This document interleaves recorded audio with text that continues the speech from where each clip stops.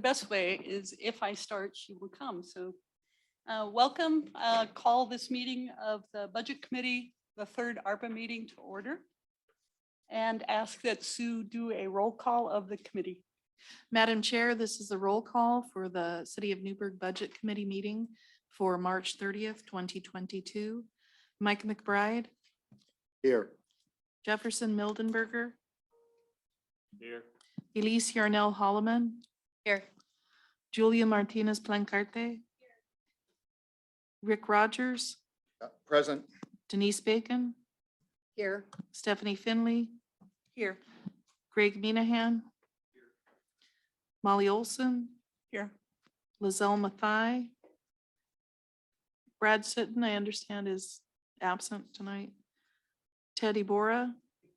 Here. Steph St. Cyr. Here. Robert Cross. Here.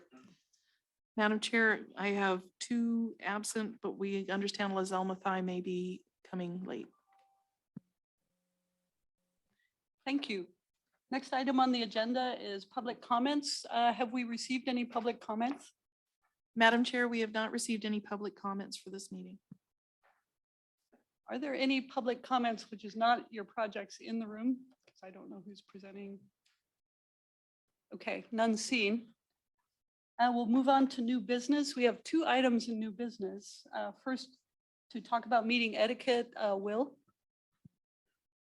Thank you, Chair. And I apologize, there will be a slight amount of duplication in what I'm about to say, but for those who arrive nearer the end, this will probably be useful. First off, folks, I'd like to thank you all for being here at our final ARPA session, and I'm very proud of the team that has put together this effort. Whereas other communities use their ARPA funds to just pay for one program or one budget line item, we committed to doing the hard work of distributing the money throughout the community. That makes us a little different from some of the neighboring communities, and I'm very proud of that. For this, I thank both the staff and the volunteers, and I'm very glad that the COVID regulations have become relaxed so that we're able to be here in person to facilitate this.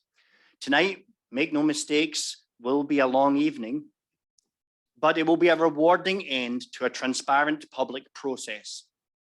Tonight, we act not for our own benefit, nor do we act for the benefit of our immediate colleagues or friends. Tonight, we act for the benefit of the entire community. You will see in front of you a microphone. If you desire to speak to a point, please do raise your hand so that Molly can see. With this many people, that would be helpful. When you speak, you will toggle the microphone on or off so that we can have a good recording and avoid any background noise in that recording. Later in the evening, we will be using digital voting. And for those who are new to the committee, I wanted to just talk a little bit about that.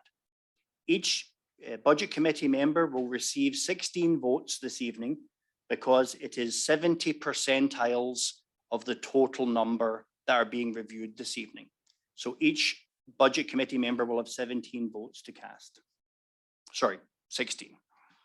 At the appropriate time, the chair will call for the vote and you will receive a link and a QR code that you can use on your mobile device to cast your ballot in the same way that we did for the last two sessions. Please ensure that you're able to browse the internet right now, and you will of course need to be online in order to conduct the voting. As usual, the Wi-Fi in the room is available. Please make sure that you have a good connection, and if you have any difficulties, we will try to resolve it before we get to that stage. And now, over to Molly and Katie. Okay, the second part of our new business is tonight we run out of money. The sad news that we will not be able to fund everything. The good news is it's the last ARPA meeting. As a thank you for your last sessions, which were above and beyond the budget committee, there's a small bag of sugar-laden food to get you through tonight. I want to talk about what happens when we do the voting, because as you have 16 votes, we will come up with some prioritized set of items which get the most votes.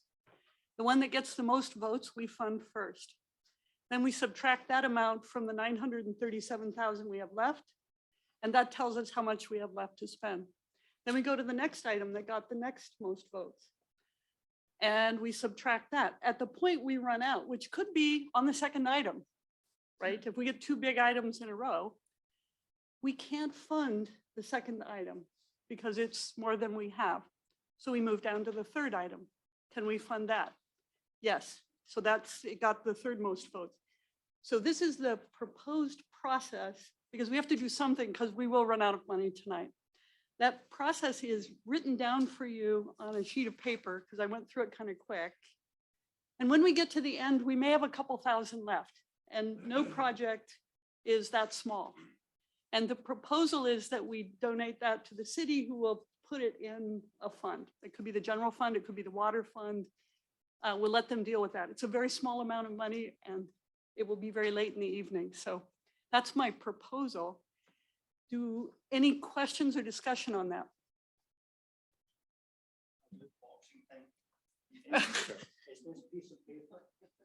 Yep.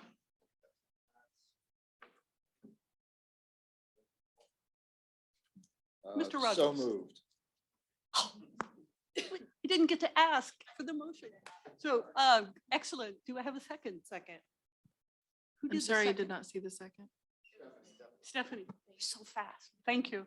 All in favor, say aye. Aye. Any opposed? No, motion passes. So that's how we will handle it as we go down and do the voting. Thank you. That was worrisome. Okay, the next thing I wanted to say, it's not on the agenda, but you have also a double wide. We did commit that every meeting, we would make sure that you could see what progress was being made on the projects that we already funded. So this, because we have so many projects tonight, we're not going to go through it. Any questions, send to Katie, she will address them, but we have a lot on our plate tonight. So you've got the data, but not a presentation, but thank you for your patience with that. You get to decide. It's going to be, yeah, it's going to be very small. It's up to you. I don't want to argue about that. And with that, I believe we can move to new business. The Good Life, ADEC. There's no sound on Zoom. Oh, hold that thought. ADEC, get ready to come up and present and, sorry. Chair, I have a question. Yes. Can you, the project title Fairfield Inn, the first one on there, I see no along the top. Do I take that to mean that that project is not happening? No, it is. It's just tied up with legal right now. Okay, Yeah. okay, I just want to clarify. Yep. Should say not. Yeah. Not yet. The scoping of the memorandum of understanding is complicated.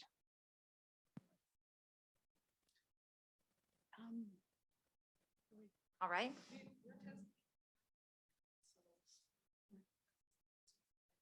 Okay. I think we will proceed then. Okay. Please go ahead. Perfect. And my partner's up there on Zoom. Jordan, can you hear us? Okay. I can. Can you hear me? Okay. Yep. You're good. Wonderful.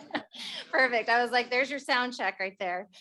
Thanks so much for all the time and commitment that you're putting into distributing these funds. I know it has been a big project, and so we appreciate being part of that. I'm Tiffany Darwich. I am the owner and managing director of the Good Life Preschool. And I would also like to introduce you to Jordan Beanblossom from ADEC. Hi, everyone. I'm ADEC's Corporate Communications and Outreach Manager. Awesome.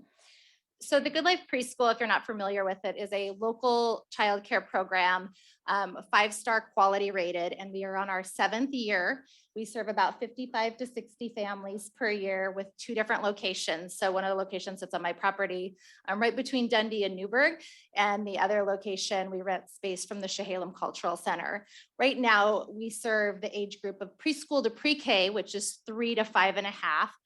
And I wanted to talk a little bit about what the landscape is for childcare in Yamhill County, and more specifically Newberg and Dundee. Right now, it's a childcare desert. When parents call in to find childcare options, all the programs are full. It's a 1-year wait list. COVID has not helped this because any home childcare options in the area. Many of them have had to close just due to the increased cost because of COVID, increased salaries, increased cleaning, having to go down on student count. So all of these things perpetuated and created even a larger problem. What we're trying to do is basically offer another option for parents because of this issue. What happens when parents don't have childcare and they're trying to work full time? They have to rely on family, which puts a burden on other family members if they're having to watch grandkids or nieces and nephews full time. One of the parents has to reduce their workload, and raise your hand if you worked with your child under 5 years old at home during COVID. How fun was that? We've all been through it. Or one parent just decides to stay home, and so they go to a single income, or this is not feasible for single families. They commute extra time to Sherwood or McMinnville, which already adds to an already long 8-hour day when you're having to drop off your kids, get your young child up and ready, and then be to work on time and be put together. Some families have gone to the nanny option, but that is not attainable for very many just because of the cost.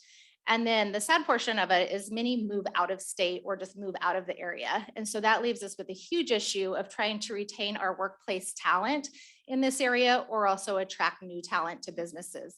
I'm going to have Jordan talk a little bit from ADEC just as far as what he's seen as one of the larger employers in the area. Yeah, thank you, Tiffany, and thank you to the committee for hearing our proposal. Back in the spring of 2020, we started as an employer to survey our workforce about challenges that they were experiencing during the pandemic. And we've consistently done that about every quarter since that time. And we've continued to see that childcare is at the top of the list as one of those things that's a challenge for our workforce. ADEC has been in a heavy growth mode. So now we have roughly 1,400 employees, about 25% of which live in Newberg city limits.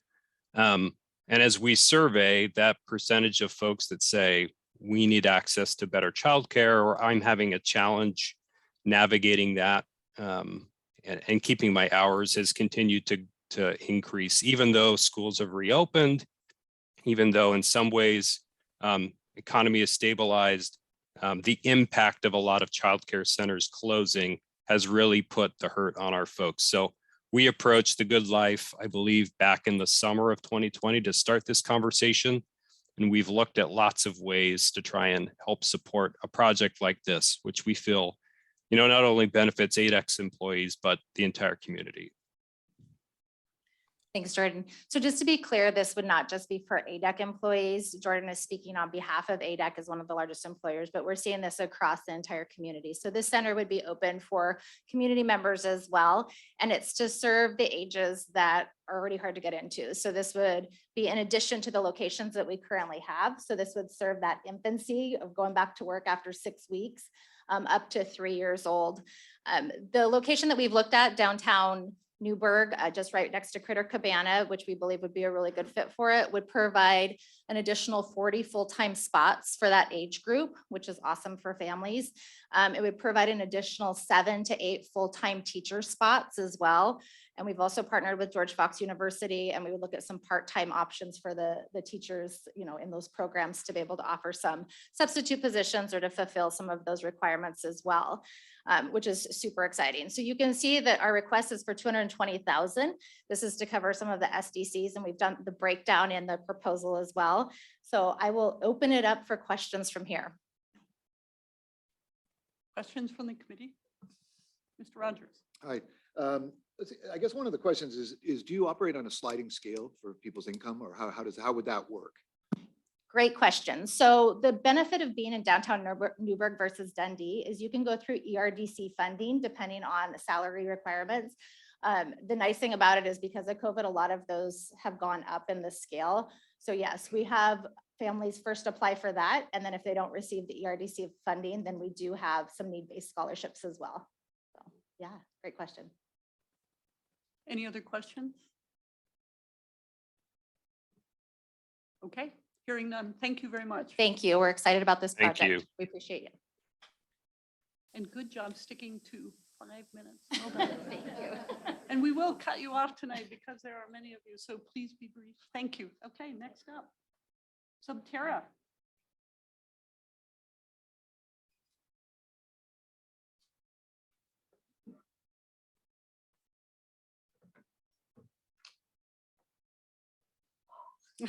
My nerves out. Thank you for the opportunity to come before you guys and consider our application for funding. Subterra has been the realization of a dream for my husband and I. He's at the restaurant working tonight, which is why you get me. We've been really grateful with the response that we received from the community and just people passing through in the year. As our application highlights, we have a vision for what comes next, and ask that you consider supporting us in our journey with this grant. These funds would allow for many things for both Javier and myself, but all with the goal of further supporting the community and developing services that further provide economic opportunities for the city and the community. We believe in feeding people, but more than that, we believe in service. Service to our employees, to our small business partners and vendors, as well as our guests. We're grateful to be here and we look forward to what comes next. The main components of this application are our restaurant space. We are hoping to do some remodeling and expansion in our kitchen. The space that we have taken on as Subterra is aging. And so in order to create some efficiencies and to help support our staff to be successful at serving our guests with excellence, there's some renovation needs that need to happen. And further providing a launch pad for some of the catering requests and needs that we're seeing coming out of small businesses in the area, wineries, and then just COVID's over and we have these larger gatherings that are happening, and the volume of requests that we're receiving, this would help us provide for that. Also for our marketplace, we're hoping to build a marketplace on the backside of the restaurant, and with the goal of being the natural first stop for on your way to wine country. We would be providing to-go items, we would be providing food and opportunities for people to come and get some munchies on their way to a day of wine tasting. It would also, the remodels that would happen in the marketplace would bring our entire restaurant to be fully ADA compliant so that everyone would have access to our restaurant. It's very important to us that access is available for our guests. And it's difficult walking down a set of 20 stone stairs. And so that is, regardless of the marketplace, that is a high priority for us. And then, as I mentioned just briefly, our catering operation, larger gatherings are happening, and the requests that we're receiving have shown that some development is, there's an opportunity for development in that area. Okay, questions from the committee? Stephanie. I have a question. In the packet that we received, the request was for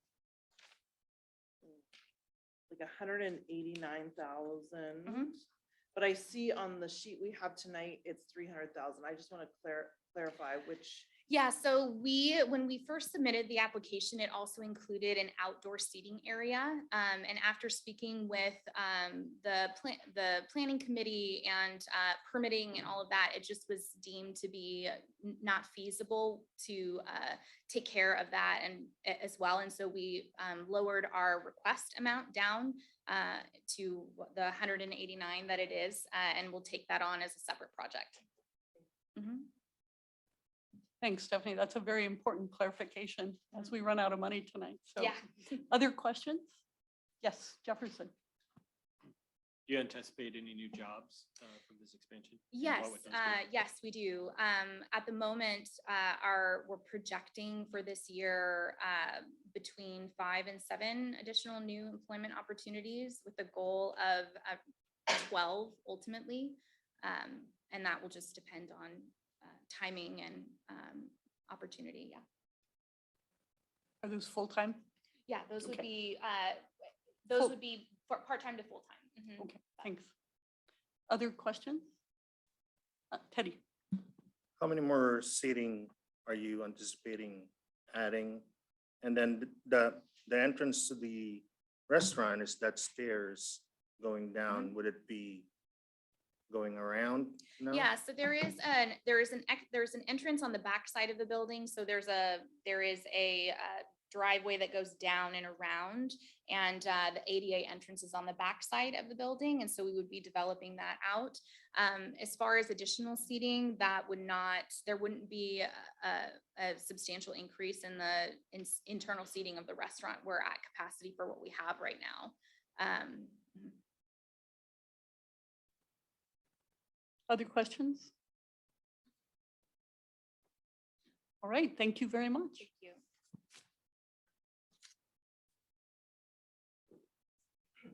Next would be Honey Pie Pizza.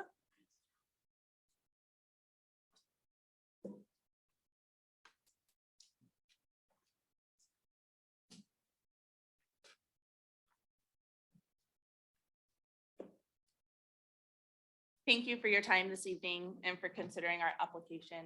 My name is Aubrey Nichols, and I'm here tonight with my business partner, Sarah King. We are 2 of the 4 local resident owners of Honey Pie Pizza, along with our spouses, Alex and Bubba. Since the purchase of Honey Pie in 2021, our goal has been to provide a safe space for all humans in Newberg to simply enjoy good food together. We're proud to function as a place for first dates, family pizza nights, business dinners, and time spent with friends. We highlight local agriculture and partner with neighboring businesses as much as possible. We have been very fortunate to be part of multiple community engagement opportunities over the course of the past year. But most notably, each month, our team crafts a special pizza as part of our Pies with Purpose program, allowing us to donate a portion of our sales each month to local charities. To date, we've donated over $8,000 to local organizations, and we have an exciting year ahead of us of organizations we plan to partner with. Honey Pie Pizza is located in the heart of downtown Newberg.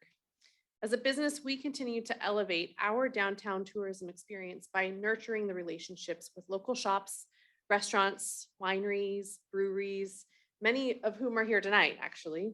And restaurants such as all of ours function as a bridge between the wine industry and the downtown Newberg space, bringing thousands of tourists and their patronage to our downtown shops and to our restaurants.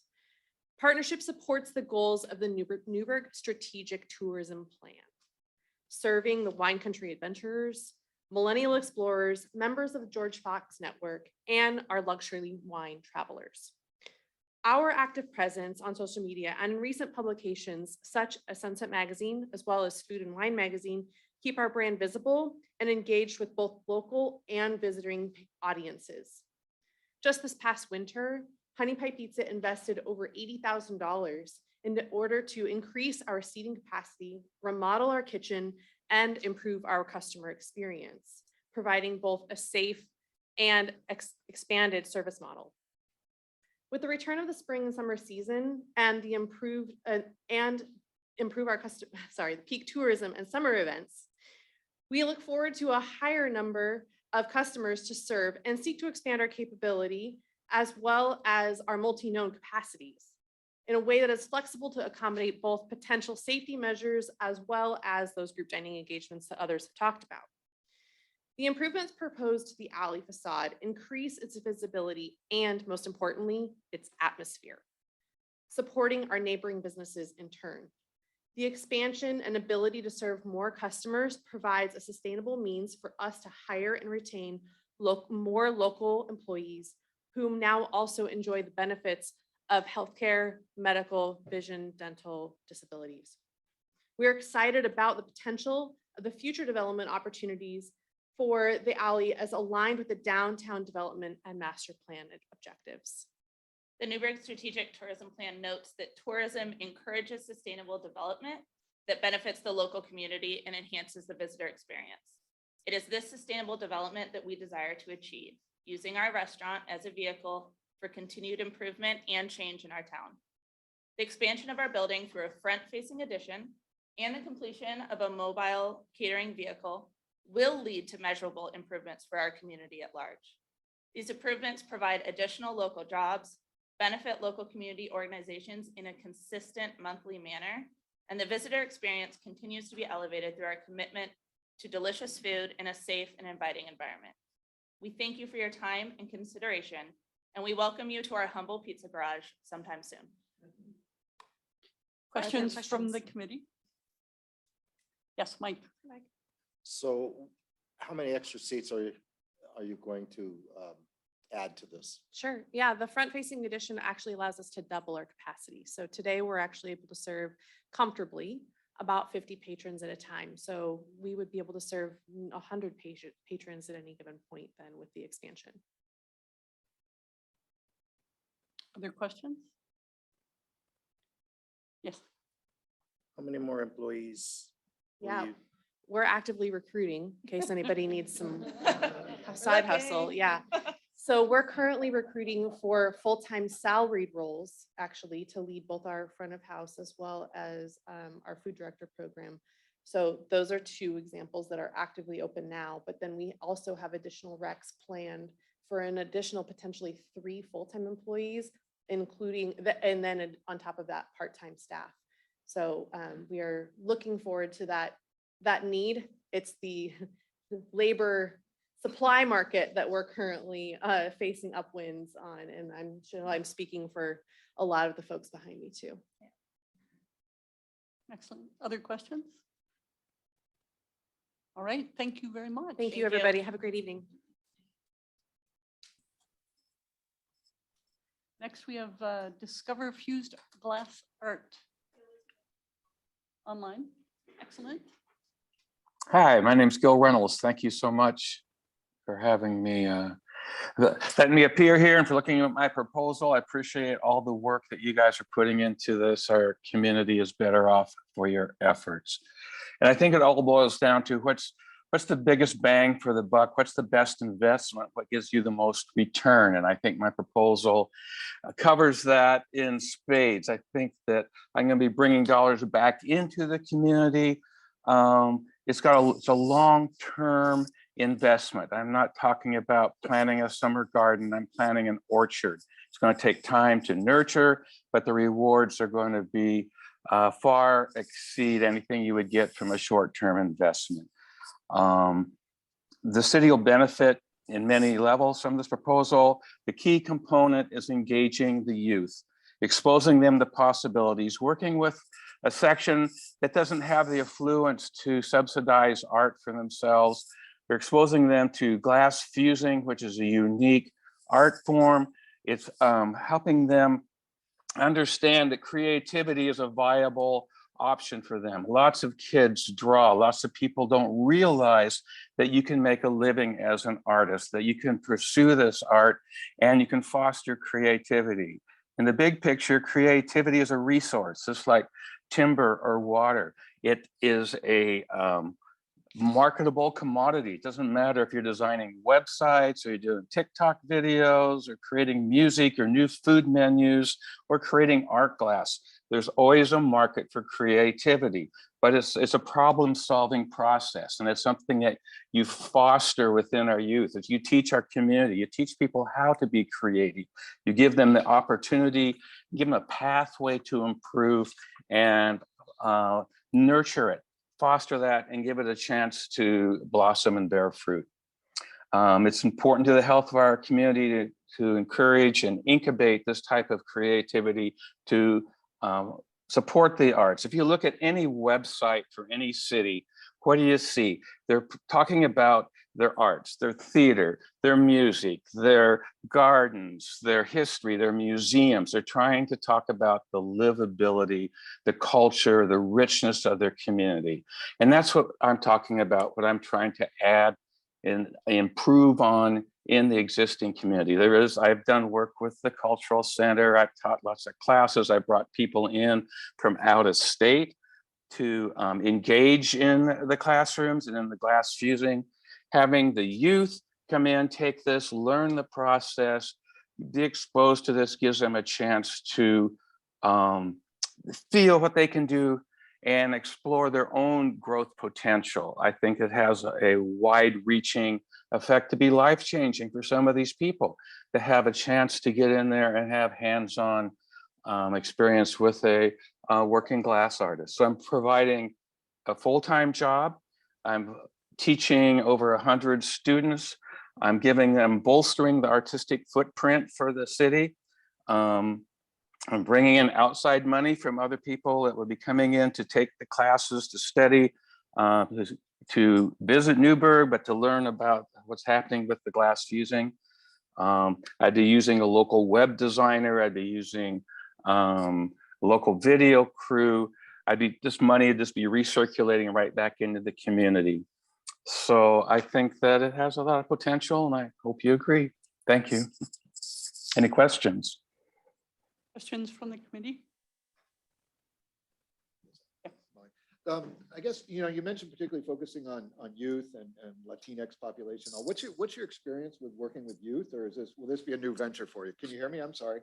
Yo, can you hear me? I can barely hear you, but you're asking about with working with youth? Right.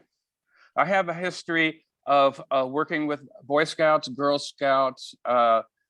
Several teachers from different schools have brought groups in, or I've supplied them with the glass and then fired the projects for them in my kilns. I've taught youth programs historically. I've been teaching glass. I taught in McMinnville back in the 80s. I mean, I have a pretty extensive background in that. Other questions? Okay, I have a question. You mentioned offering classes to people who come to Newberg. Would these classes be open to tourists? Yes, they're open. So there's different types of classes. The ones in my proposal are free to the kids that would be coming, and focusing on a lower income Latinx population.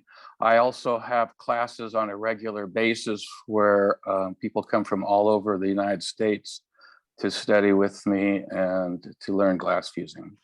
Okay, thank you. Other questions? Okay, thank you very much. Thank you. Next up is Orange Brothers.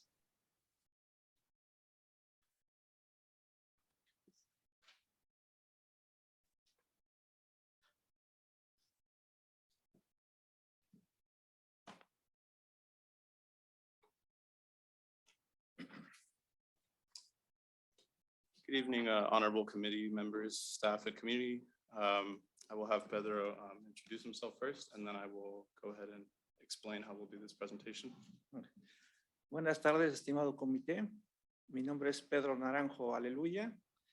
Soy un residente de Newberg, Oregon, y dueño de Orange Brothers LLC. Es una compañía de remodelación de casas ubicada en 1100E 11TH Street, Newberg, Oregon. All right, so I'm Ezekiel Garcia, for those who don't know.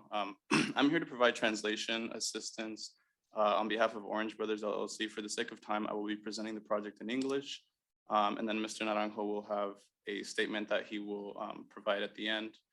From then on, we will take your questions.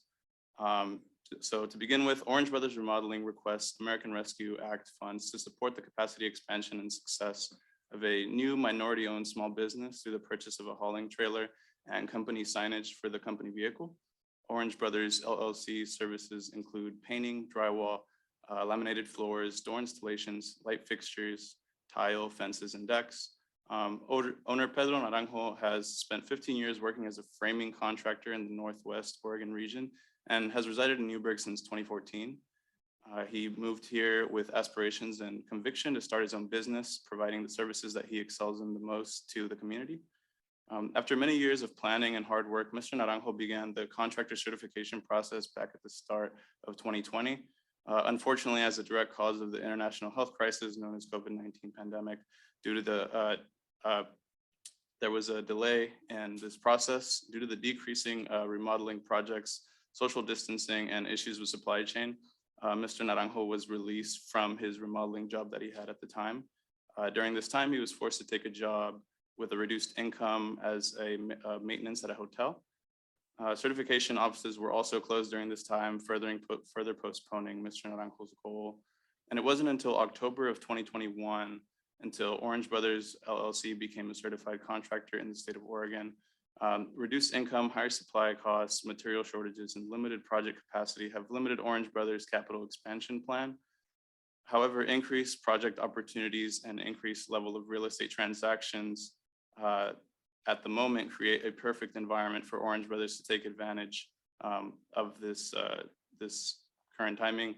They are requesting $16,000 of ARPA funds for the purchase of a hauling trailer and company signage that will hopefully propel the organization's capabilities.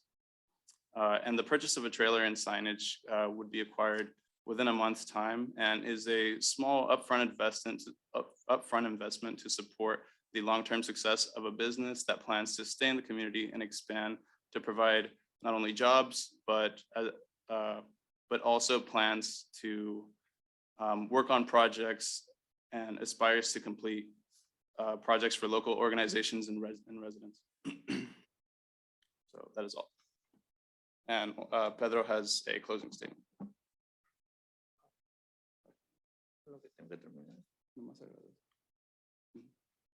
Muchas gracias, señores, por su tiempo. He just says, thank you all for your time, and he appreciates the opportunity to be here to present his project. Any questions? Los empleados que tiene son de aquí de la comunidad y cuántos tiene. Tengo dos. ¿Y son de la comunidad? Ahorita son mis hijos. Oh, okay. So I asked him if he had how many employees he had and if they were from the community. He said he has 2 and they're his children. Other questions? Rick? What have you done work here in Newberg? I know you've done other framing contracting. And then I guess the follow-up question would that be was how are you going to go about marketing your business? Está preguntando si ha hecho trabajos aquí en Newberg y otra pregunta es cómo va a hacerle para hacer su promoción de su compañía. Sí he hecho trabajos acá en las afueras de Newberg y para lo de mi compañía, los letreros, fui acá a Signs, que está aquí en frente de Go Wheels.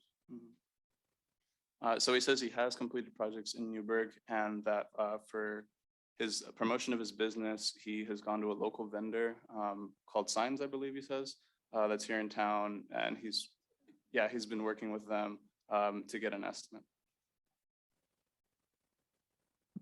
Yes.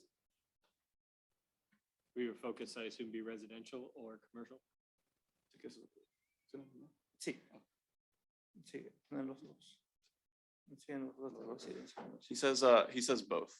As he expands, he plans to contribute in both services. Other questions? All right. Muchas gracias, señor. Thank you. Thank you. 2 terms.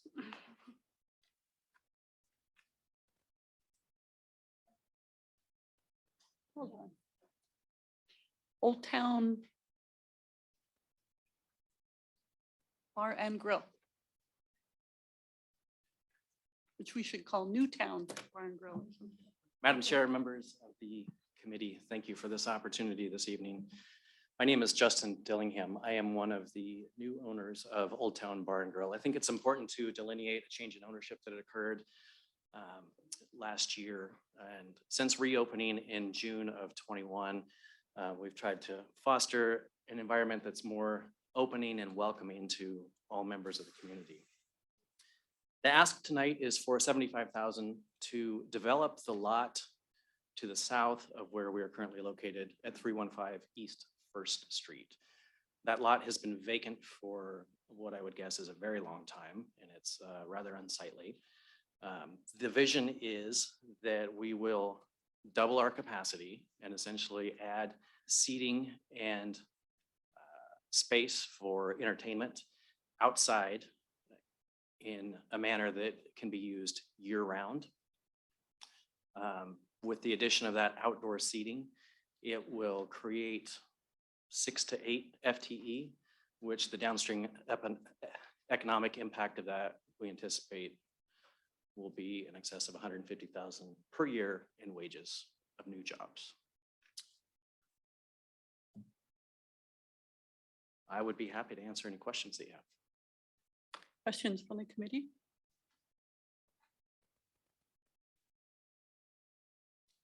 Very straightforward. Yes, Mike.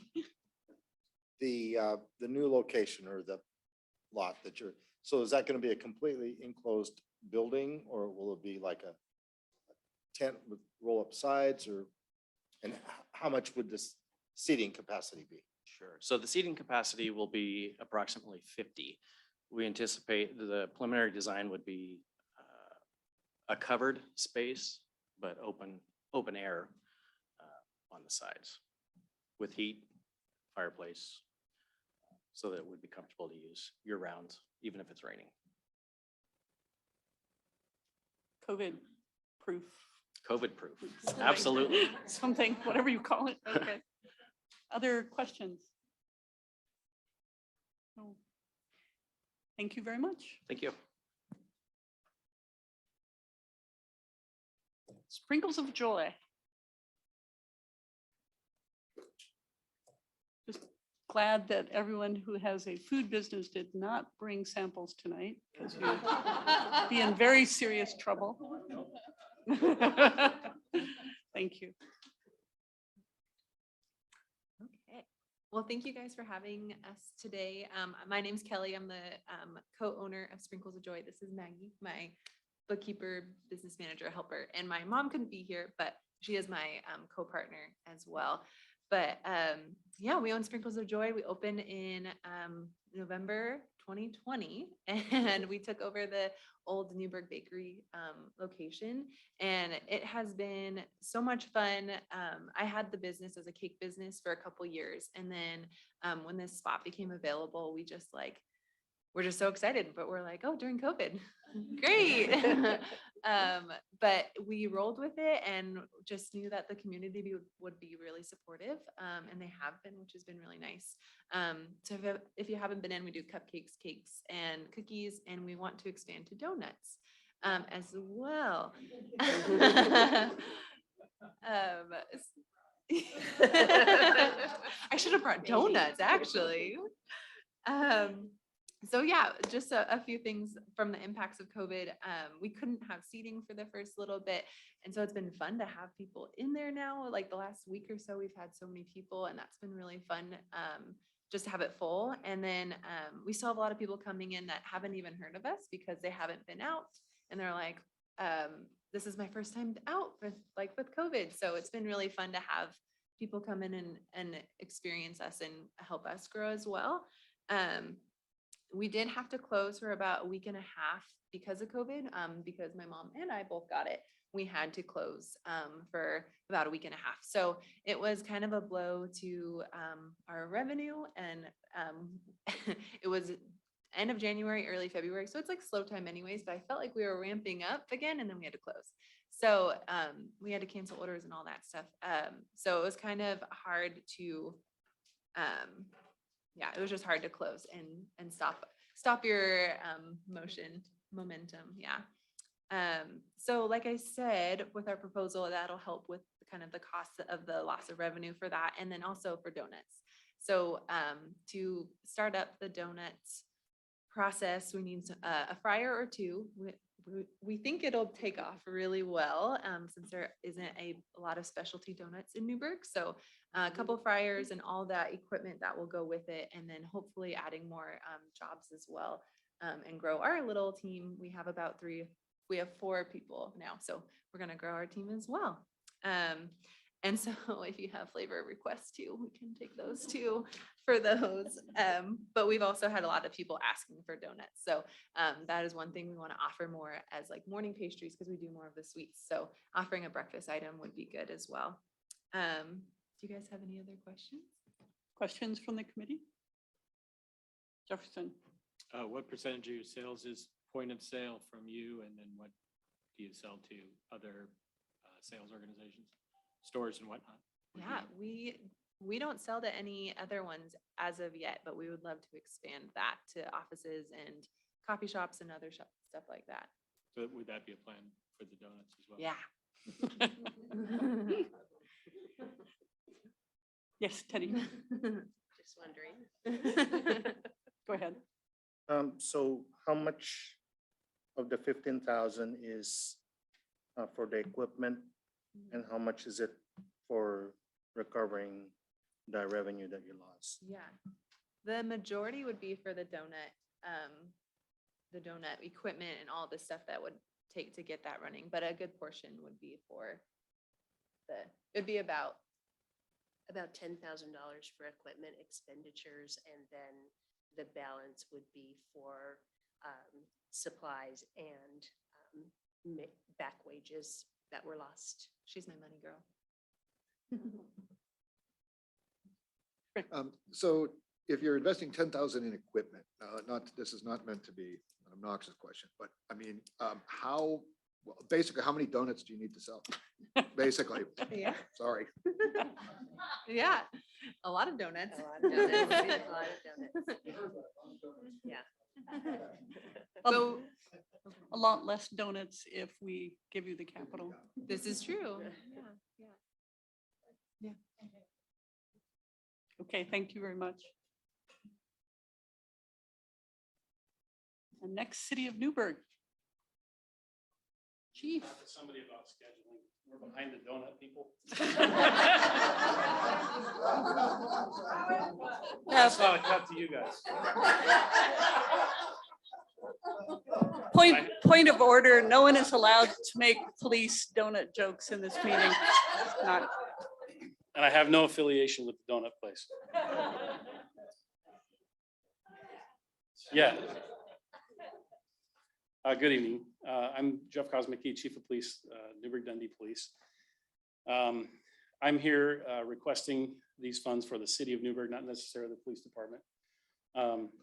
Although we are probably one of the profile or higher profile departments in the city that deal with homelessness and people in mental health crisis. For those of you who know, historically, those who suffer from mental health crisis and homelessness in our community have been reported to public safety because of the behavioral health issues that arise.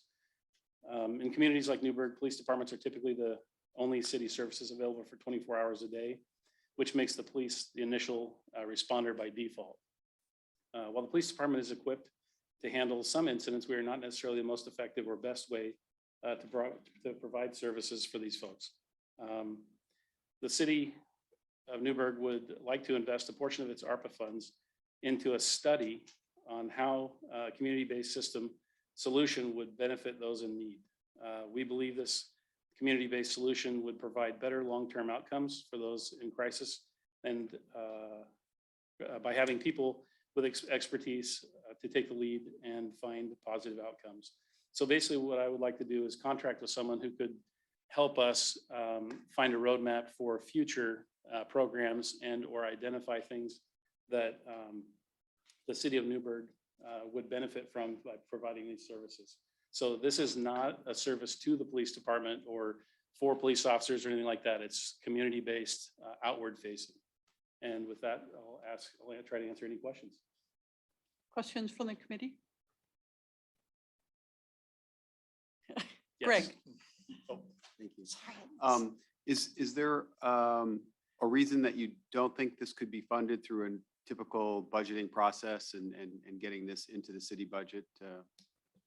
I don't know if it could or couldn't. There were the ARPA funds were available, and I thought this would be a good use of that money because it does benefit the entire community. With $5.3 million, 30,000 is not much to hopefully draw a roadmap. And then you're not listening to folks like me who, while I've dealt with folks in crisis and mental health when I was a patrolman, I think we need to look further down the road, not just an immediate solution, but something that, kind of like basically a roadmap for the next 20 years.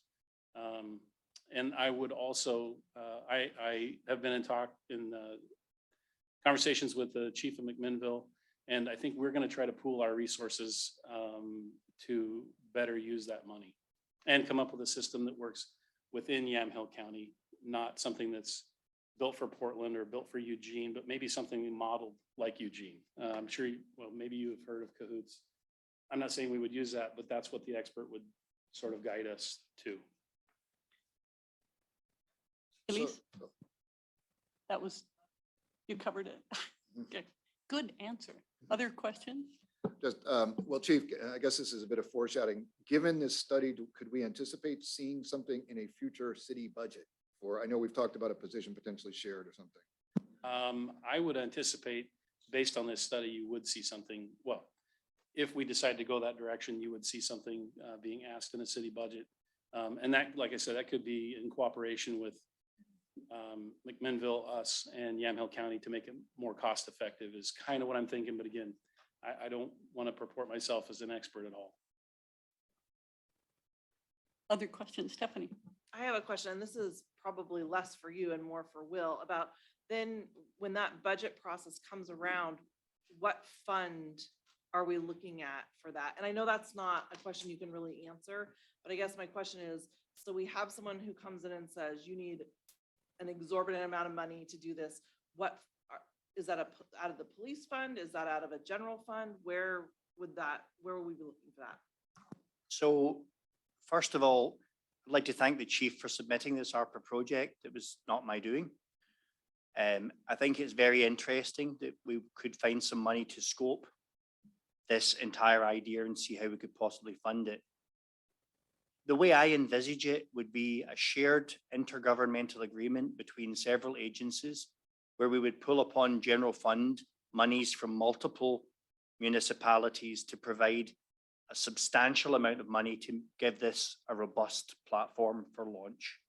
And of course, this money, if it is granted, would help negotiate that process and perhaps make a roadmap to that. And perhaps I should mention also, it's not in this proposal, but part of, like, currently we have community outreach specialists. They're all county employees. We rely on them a lot. So, you know, the study could say, hey, you just need to bolster your program, you know, for what you already have, for the amount of citizens you have. You know, again, I'm not trying to put my thumb on the scale. I'm just saying, you know, that would be a likely scenario. But again, I don't think that should come from me. I think it should come from someone in that field who's an expert, and then supported by me. Yes, questions? About how many behavioral health calls do you think you guys go on? You know, they seem to, it's inconsistent. I would say anywhere from about 20 to 40 a month. And some of those are multiple, but we only draw one, you know, basically one cat incident. You know, yeah, I'll just leave it at that.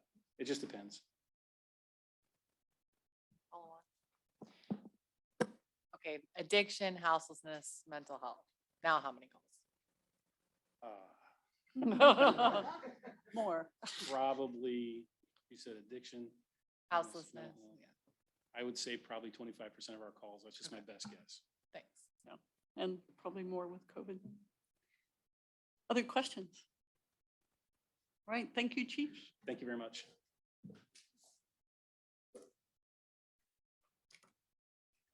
Now it's party time catering. I know, sorry. And now the next presentation will be like, bye, it's party time. It is not party time. Thank you for that clarification. Party time every day. So do I push the button? That's on. Okay, well, thank you for doing this and listening to what are our needs. We moved into Newberg right as COVID was starting. We moved into the old Jack's building after two of the Jack's businesses before the original one failed. So we were just happy to find a spot that would work for us. We're not a restaurant, we're strictly catering right now. And we had switched everything over to catering versus restaurant, which a lot of people think they should intermingle. They don't. They're like two different business type things. And we do a lot of community outreach. We've worked with the Newberg Police Dundee Foundation, the wonderful policemen, and do senior delivery meals during COVID is like a well check and to let them know that people cared about them. We did 6 different events during COVID where we did really nice bagged lunches with food and like for New Year's, we did the party hats, blowers, all that kind of stuff. So it's really important to us to be able to do community things, but also do our catering. And one of our big problems with the Jack's building, I'll call it the Jack's building, is there's not enough refrigeration for what we do. So we're starting to gear back up because COVID hit us really hard there. And so there's not enough power for a walk-in. We have refrigerators, but every time we have bigger events, we have to buy refrigerated trailer or rent refrigerated trailers. And then that usually runs us about $2,500 to $3,000 by the time the event's over to be able to move the food to the thing. And they do plug in with 120 volts, so you don't have to worry about getting all the extra power in and all that stuff. And the older building just won't hold that. So it's really has curtailed what we can actually do there. Pre-COVID, we would do anywhere from 6 to 10 events a weekend. And they'd go from 100 to 1,500 people per event. So we're used to dealing with multiple parties, but we just don't have the refrigeration in there. I mean, I've got refrigerators, but there's just not enough plugins. One of the other things that I've always felt is important. I have 6 children, and I don't even know how many Klingon kids who I've raised here in Newberg, and they all grew up through the catering business. And most of them have, a lot of them came from bad lives, and kind of that's why I called them Klingon. They came to our house, they could always eat, there was always food and stuff. So that's one of the things that's really important to me, is also teaching kids great work ethics. So the last 2 years, my main crew was teenagers, because you couldn't get the older people to work. They had to stay home, take care of their kids. So I'm not saying that in a bad way, but the only ones that were available were the teenagers. So it's really important to me to be able to get the jobs again, so I can get the kids, high school age kids, to come and learn work ethics. The good thing about them is they've never worked before, so you can teach them good work ethics. It's like, stay off of your phone. Yeah, no, you have to be to work on, 5 minutes early, that kind of stuff. But the refrigerated trailer really would help us out to be able to scale back up to where we were before. And the parties are starting to come in. I don't know if this year is going to be the 8 to 10 events every weekend, but even if we can get half of that. But even with half of that, we don't have the refrigeration in the building that we're in. So it's really important that we can get extra refrigeration.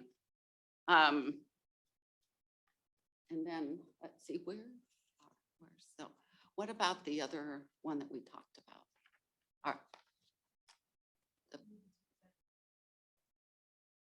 On the barbecue time too, because it's different than this, or just the one? Okay.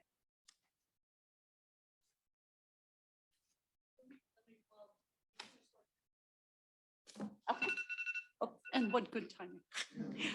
Any questions from the committee? What would you consider your service area to be? Is it predominantly Newberg and Yamhill County, or? A lot of it's in this area, and we do a lot during the week in this area, but we also service the Portland, Salem, McMinnville area. Almost all of my staff is from the Newberg area. On any given weekend, we have anywhere from 10 to 30 employees, depending on the different sizes of parties and stuff like that. We do have some full-time positions that we fill in the kitchen, but our kitchen's so small that, we can't have, we just have fast, efficient people in there. So it's mostly on the weekends and everybody's local on that. Other questions? Okay, thank you very much. Okay. I think you have to just do this at this point. Okay.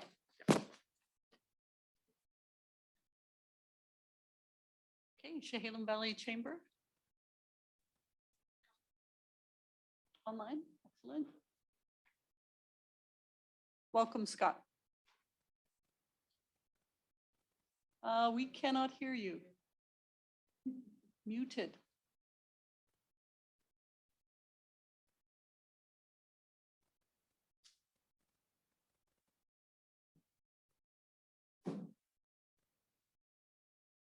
Oh, okay.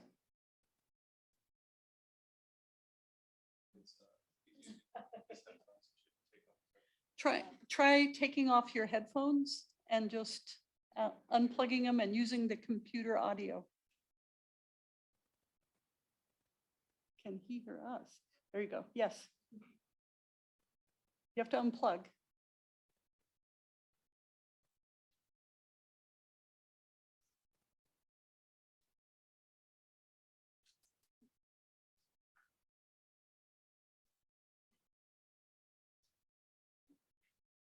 Actually, I think, would you be willing to read his proposal for him while Ezekiel talks to him on Zoom about how he might fix? Would you be able to do that, or I can do that? It's not the same as him doing it, but.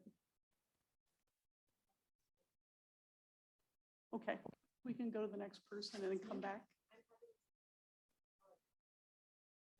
Let's see if Ezekiel can work with him on Zoom so he can do his own, and we'll go to the next one and come back. Nurture Newberg.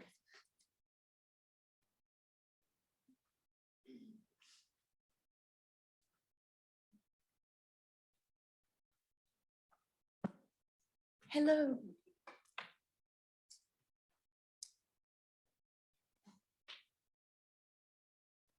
So during COVID, we've noticed that people aren't behaving quite as friendly as they used to be here in the Burg and actually everywhere else. So I'm going to tell a quick story of what happened to me. I had a DoorDash driver drop my soup in my driveway, and I saw it happen and I ran out and I'm like, "Are you okay?" And she looked like I was going to shirt her. And I said, "Are you okay?" And she's crying, saying, "I can get you more soup." And I said, "Look, it's soup. And did you take it out of the bag and throw it in my driveway?" And she said, "Oh no." I said, "Of course not. So we're going to be okay. I can get more soup. Don't worry about it." But the look of fear on her face made me realize that something had driven her to be that afraid, because you just wouldn't expect that. You would think it's soup. So I started talking to people in the community about what they were seeing, and everyone was having the same experience I had. So we joined together a coalition of people who are interested in creating a kinder, helping Newberg remember who we are and how kind we are. So we started working with Dr. Anthony Biglin, who's a very close friend of mine, and Dennis Emery, who is the creator of PACS, the Good Behavior Game that we use in our school system. I was able to bring it in as a pilot program 2 years before COVID, and then the Austin Family Foundation covered the rest of it, and we were able to bring it into the whole school. So we're basing our idea and this concept in the same kind of, if you look for good, you will see good. If you look for negative, you will see the negative. So what we're asking for is we're going to work with Dr. Biglin and Dennis Emery, and they are working for free, but their staffs are running a website for us. And then we also have the Oregon Research Institute is doing a study. We know this works in schools because it's evidence-based and has lots of research. We know this works in companies because we've done the research and it's evidence-based. It's never been done this way in a community, but we believe, community schools are made of people, businesses are made of people, and we can do it in a community. So we ran a little pilot program, just asking people what they wanted here in Newberg. And the things they have told us in our little word cloud is kindness, listening, positive, love, smiles, acceptance, compassion, laughter, volunteering, unity, being welcomed. These are what people want. What they don't want is judgments. What they don't want, we ask them what they want more of, want to see, feel, and do more of, and what they see, feel, and want less of. We're not publishing the less of, we're only publishing the positive, because what you're looking for is what you will see. So we've had about 58 people in our pilot program, and it's going well, and people are calling me with ideas of things to do. This is only paying for the Oregon Research Institute to hold the data, because I don't get the data. So it's already been through the IRB. And they're to manage the website. And the rest is being done by volunteers and me. I'm getting paid by the Ford Family Foundation. Okay, questions from the committee? I forgot to mention there's these kindness notes that you can write people. So we have people writing like, thank you for the man who stopped me in Safeway and helped me get my wheelchair out of the car. And we're publishing those on our website. We're publishing them on Facebook, and we'll be publishing them in the newspaper. We have posters being made that say, stop, please report. And then it says acts of kindness and shows the things on the word cloud. And you can hit a QR code and send us a message of something cool you see in your community. We're working with people who are doing all kinds of wonderful things and have great ideas for different projects that will help create nurturance in Newberg. Are you collaborating at all with the Civility Project, or are these It's kind of completely- a different thing, but Right. I always collaborate. And yes, I have been in contact with Ron since the beginning and with Rick. So Okay, thank you. Other questions? All right, thank you very much. And we're going to once again see. Hello. Scott, yes? Okay, but shout, because you're very faint. Hello, Scott Parker here. Can we hear me? Should I call? I'll call. I'm gonna call. Hello? Can you hear me? Oh, okay. Oh, boy. There we go. This is gonna be weird. Okay. I'm gonna amend my ask to get technological training for Executive Director Scott Parker of the Chehalem Valley Chamber of Commerce. I'm really, really sorry about this, but thank you for bearing with me. I'm just gonna keep rolling if that's good. I can kind of see you guys. Go for it. So a modest ask from the Chehalem Valley Chamber of Commerce of $5,370 to really enhance what we're doing at the visitor center. And of course, my kids are pounding on my door right now, but I'm going to ignore them. Wow, my cats are going to walk in and vomit on my feet next, I'm pretty sure. Anyway. Oh boy, this is great. I hope I get sympathy points from you all. The visitor center, as we all know, in many towns is the first impression that somebody gets of an area. And we feel that with this modest ask, we are really going to enhance what we're doing at the visitor center downtown. You guys are well aware that the Street of Dreams are coming through this summer. Upwards of 50,000 people are going to be coming through Newberg. We have the Art Harvest Studio coming in the fall. We have First Friday Art Walk, greeters, and hold on one second. And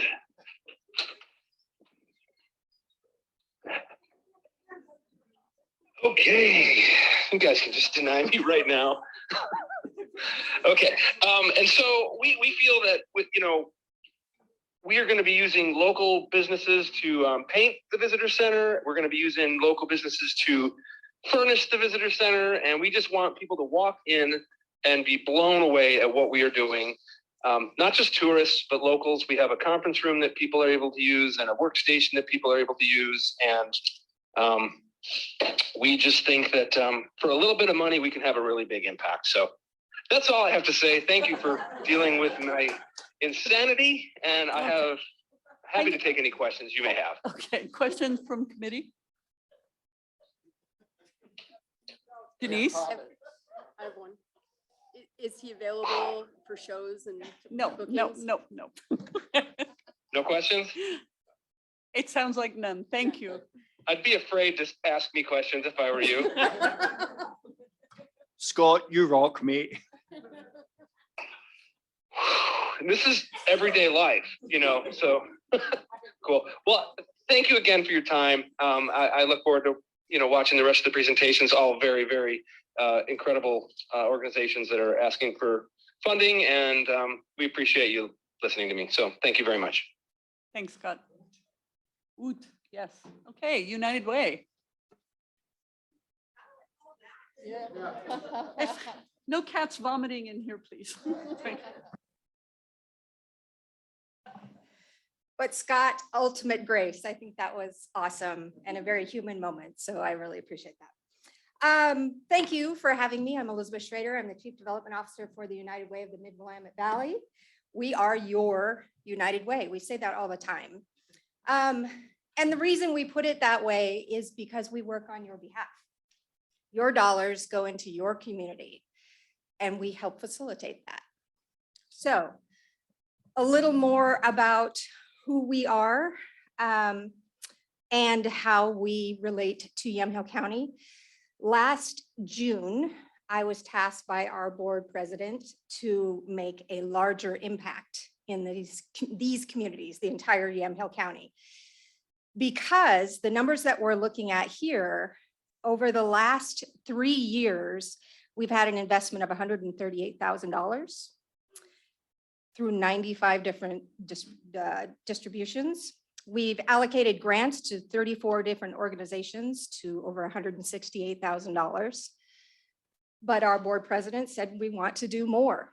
So as of June, I went around and did a lot of handshaking and baby kissing and learned about where the gaps were between what the service providers can do and the need. That's our wheelhouse. What I discovered was where we can make the most and the largest and most immediate impact is through our Good 360 program. We've been a member of Good 360 for about 25 years. Good 360 is a national program. It works with United Ways across the nation, and it develops relationships with big box stores like Costco or Bed Bath & Beyond or Amazon. And they work with them to donate their unsellable items, all brand new, but usually returned or marked clearance down to a penny, still not sellable. So at that point, they give the option to donate those goods to a regional hub. We are that regional hub. In fact, we are the only hub within the state of Oregon. So last year, as the hub, we distributed $2.9 million worth of donated goods out into the community to area nonprofits. Let's take a pause there. $2.9 million. Regularly, what we receive from our Good 360 partners is around 10 to 15 pallets a week. Combined average is $62,800. Currently, we have roughly 264 distribution events per year, 68 partners that are a part of our Good 360 program. How do you become a partner? Basically, anyone that is a certified and thriving nonprofit. So if you are square with the government and you have a 990 and you're registered, you absolutely can take advantage of this program at no cost. So the idea here is that any of those goods, if you think about Amazon, for instance, that's our largest partner, they sell literally everything. car parts to bed sheets. And we have those items. And we have those items available free to any nonprofits. Give you an example. One of the big investments that we made recently in Yamhill County was through the Sheridan CTEC program. We gave them a grant of $74,000 to get that ball rolling out there. And we intend to develop a really close relationship with that entire program as they work to facilitate better graduation rates and unusual paths to graduation and post-graduation careers. We can help facilitate those programs by offering these at no cost because schools are nonprofits, so they can participate at no cost. Why? Let's talk about why we need this. Currently in Yamhill County, there are 914 registered nonprofits. As I mentioned previously, we have only 68 of them across Marion, Polk, and Yamhill County. So we have the potential to impact at a much larger rate here. The difference is that our warehouse in Salem currently supports a micro hub that I just brand new opened. It's brand spanking new. It's in Whiteson, which is between Amity and it's basically a whistle stop, Amity and McMinnville. MV Advancements, it's an organization in McMinnville that I know the executive director well. And we sat down to kind of problem solve this. Basically, she offered me a space that's roughly like 400 square feet, and that's going to be our small hub. If I can create a larger warehouse here and use the new Amazon facility being built in Woodburn, I can funnel all of those hundreds of thousands of dollars of donations through the entire county, through this state. Wow, okay, any questions? Can we have questions from the committee? Let's see. All right. So you said there's something I realize you're looking at being countywide with the program, and I am familiar with Good 360. But of those nonprofits, how many are here? Do you think? Do you have an idea of the In 914? Newberg yeah. specifically, we have roughly regular participating between 10 and 15 that Okay. serve the Newberg area. They may not be based here, but they serve this area. Okay. Thank you. Okay. Okay. And nope, wait. I have to let everyone else go first, then I get to ask. I beg your pardon. So what I have down on the list is 200,000 ask. What your budget says is 147,640. Yep, that was for our Salem budget. We don't have a budget for the Okay, Newberg so- location because it doesn't exist yet. Okay, and the question then was, this money, the 200,000 would be for 1 year. No, that is a 2-year cycle. Initially, we thought Okay. that we could have a 3-year cycle because it would take that long for the communities to get engaged in a support through sponsorships or other workplace campaigns. So that would fully fund the warehouse for 2 years. Correct. Okay, thanks. Any other questions? Rick? Yeah, I think, so. I know one of the problems is always finding a location. Do you have a place identified in town? I do, as a Okay. matter of fact. It's Very good. 115 East Sherman. It is a 2,900 square foot warehouse. Okay, thank you. Okay. Thanks. Groovy. Thank you. I haven't heard groovy in years. That's awesome. My husband says I can't use it, so. El Tala Mini Market? Hi, everyone. So my name is Ricardo Ramirez. I am the owner and the little market in the corner and the River Street in 99. So that's a family business. I am the owner for the last 7 years. If, for be honest, my English is bad. That's why I need to kind of support me with my petition because I want to, understand very well. If for respect as well, because my accent does bad. So. Respect, your English is kind of a lot better than most of our Spanish. But You're doing I good. try to do the best I can. So yeah, but that's hard for be honest. And especially because this is something really important for us, for my family, for the community. So that's why. So. Thank you, Ricardo. So I'm gonna, the same process as we did last time. I'm gonna present the project in English, and he'll present the end in English because he did a great job already. So El Tala Mini Market is requesting $63,224.15 to replace the storefront windows, entrance door, and outdated AC unit. It also includes replacing broken light fixtures and installation of a much needed security system. So El Tala Mini Market is located on the corner of 99 West and South River. It's right adjacent to the flagpole. I'm sure many of you seen it. You're probably familiar with the really beautiful mural that's on the west facing wall of the building. And that was from Ricardo's part. He worked with Newberg Rotary and City of Newberg and other community members to get that installed. He's also had multiple other investments done to the outside of the building, like repainting it and completely replacing the roof. He's been there for 7 years. Unfortunately, the current status of the building does not necessarily reflect Ricardo's investment and work that he's done since being in that building. At the moment, there's currently both front doors to the business are broken. In the past year, he's had 2 break-ins. He's been a target of criminal activity for a while in that area. And the most recent one also came with a substantial loss of merchandise. To compile on top of that, last year in 2021, his AC system broke down right in the middle of the summer. So he lost another tremendous amount of merchandise. As you can imagine, things like chocolate just melted. All the things that would be in a convenience store were gone. And he was able to temporarily fix the AC unit. However, it is very outdated and not power efficient. He was also able to put 2 pieces of wooden plywood on the doors to cover that. Obviously, that's not a long-term solution, and it keeps them vulnerable to more break-ins. So that's kind of leads into why this needs to be done.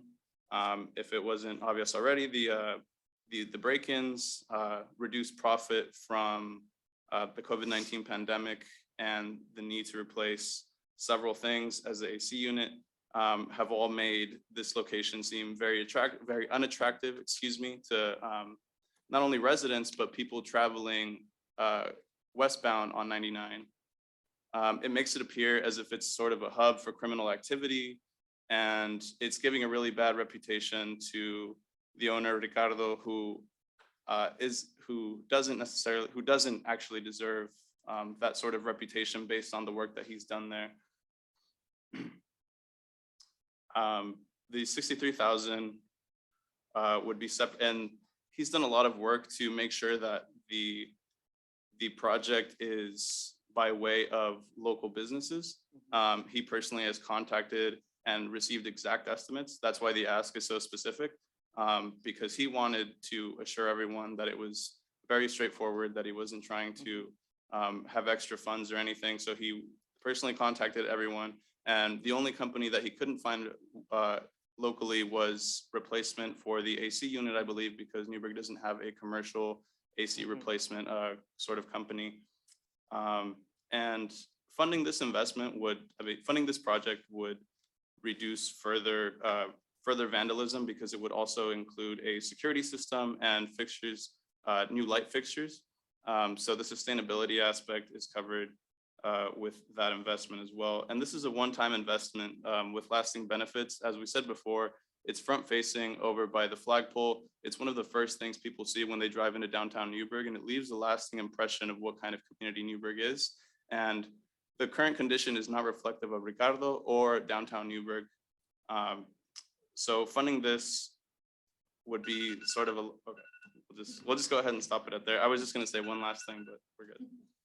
Okay, but I want to finish this thing just to say thanks for listening my petition. I wish to you guys support me, but because my goddess made a little carniceria with the Latino style over there in the corner, but I don't know, so helping me a little bit of everything in the last 7 years. I try to do the best I can. I try to do the best for my size, but sometimes I can't. That's hard, for be honest, that's hard. Yeah, if you guys have any questions, I'm happy to answer. Questions? Teddy?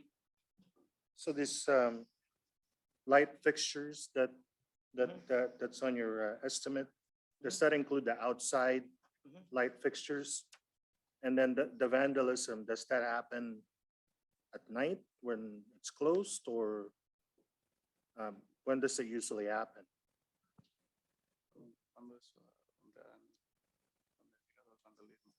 Oh, yeah, it's in the midnight when there's nobody in the store, so when it's closed. Yeah, but the last time, so happened me around, and the video camera I can see happened the night duty, because you can see right there, I have my baby, my wife asking me for the wise. So that's why I close very early, because it's super slow over there. I go in the Fremaya to pick it up some wise, back to my house. And when I come out, I heard also I saw the guy, oh, sorry. I saw the guy when they running, and I tried to go over the park. So that's why he also the police caught the guy, but anyway, so the damage is he made the damage already. So yeah, but that's in the night and when nobody there. Yeah, he's saying somebody was waiting for him to leave. Yeah. The moment that he went to go pick something Oh, up yeah. at Fred Meyer, he saw on the video cameras that somebody came around the corner and broke it. And by the time he tried to get back, it notified him on a system that he has right now. But it didn't call public safety at the time because it's just video cameras. So by the time he got back, the vandalism was already done. Okay, Rick? Yeah. So who shops at your store, do you think? Is it folks from the neighborhood or who shops? Los que qué? Oh, I have several customers. Some people they come from another areas because the river is close to my store. So Right. that's why I have many new faces every summer. Also, I have the berries, area outside. So Mhm. I have a new customer every time. But I feel bad when they ask me all the time, what happened this thing in Newberg. If I then one day somebody made me feel real bad because he told me, oh, so the insurance pay you, you have the very much money for the insurance. That's why you have the second door broken. They were, yeah, man, you know how I feel because that's super expensive door to replace. In my landowner, he say they don't have insurance because it's my responsibility to have the insurance and all the building. And when I made the claim in my insurance, they say no, and the thing and the Yeah. yeah, I don't have a coverage because supposed to be the landowner had to have, so I am between. So Oh, okay. both sides say no. Okay, just to clarify, so you don't own the building then? You have a landlord that owns the I building? have a landowner, yeah. Okay. I wish to have the building, but now it's not mine. Sure. So he has a landlord, and from a question I might predict that come up is whether he has permission to make these alterations to the building, and the Yeah. answer to that is yes. We've both spoken to him, and we've made sure that this project is feasible. Sorry, one more. got it. And then is your store accessible? Can a wheelchair get in your store? Yeah. Okay. Yeah. Any other questions? Okay, thank you. Muchas Okay. gracias. Thank you, guys. Thank you.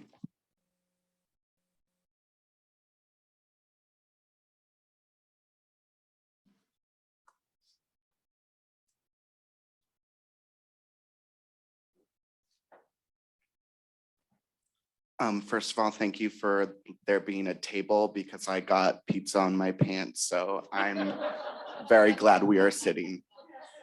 All right. Good evening, Mayor Rogers, councilors, Chair Olson, and members of the Budget Committee. We are here representing Neighborhood Theater Company, which is a new theater company here in Newberg that we are starting. My name is Jean Ann, My name is Reed Arthur. and we would love to tell you why we think it would be a really wonderful investment for Newberg to invest in our upcoming production this summer of Our Town by Thornton Wilder, how that will benefit the economy directly, and how it can also be an opportunity to bring our community together to heal after some times of division in our community. So first of all, the Arts and Economic Prosperity Study that happens nationally estimates that the average theater goer spends about $31.22 going to and from a theater event. That has nothing to do with the production itself, but what they spend in local businesses and in the area.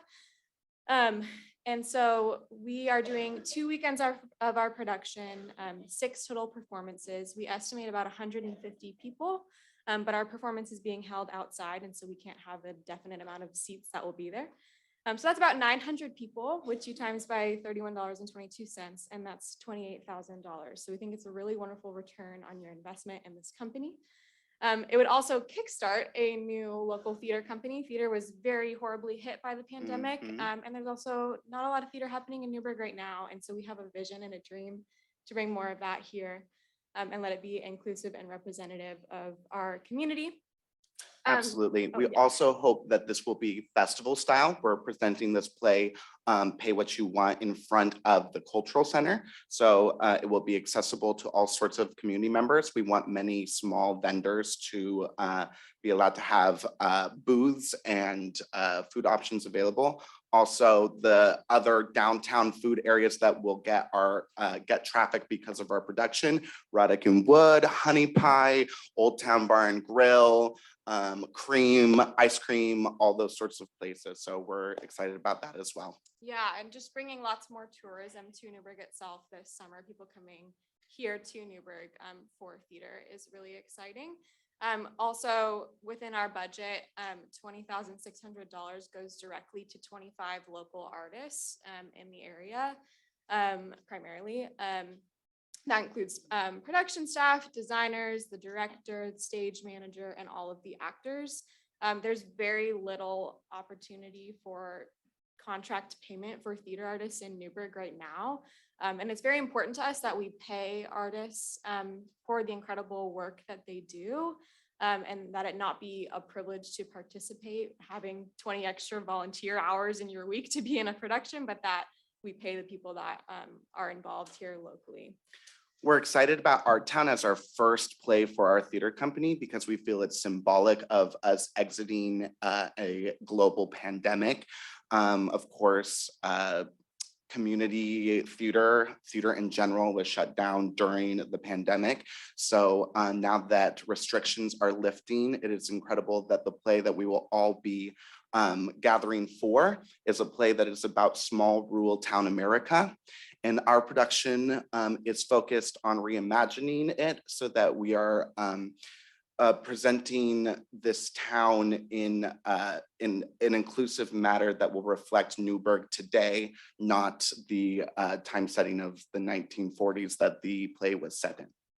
Exactly. And this is not just a one-time investment in this one production, but helping jumpstart a local theater company that hopes to make a home here and stay, especially as we prepare for a new theater venue to be opening at the Shalem Cultural Center in coming years. So thank you so much for your time and consideration. We truly appreciate it. Any questions from committee? Jefferson.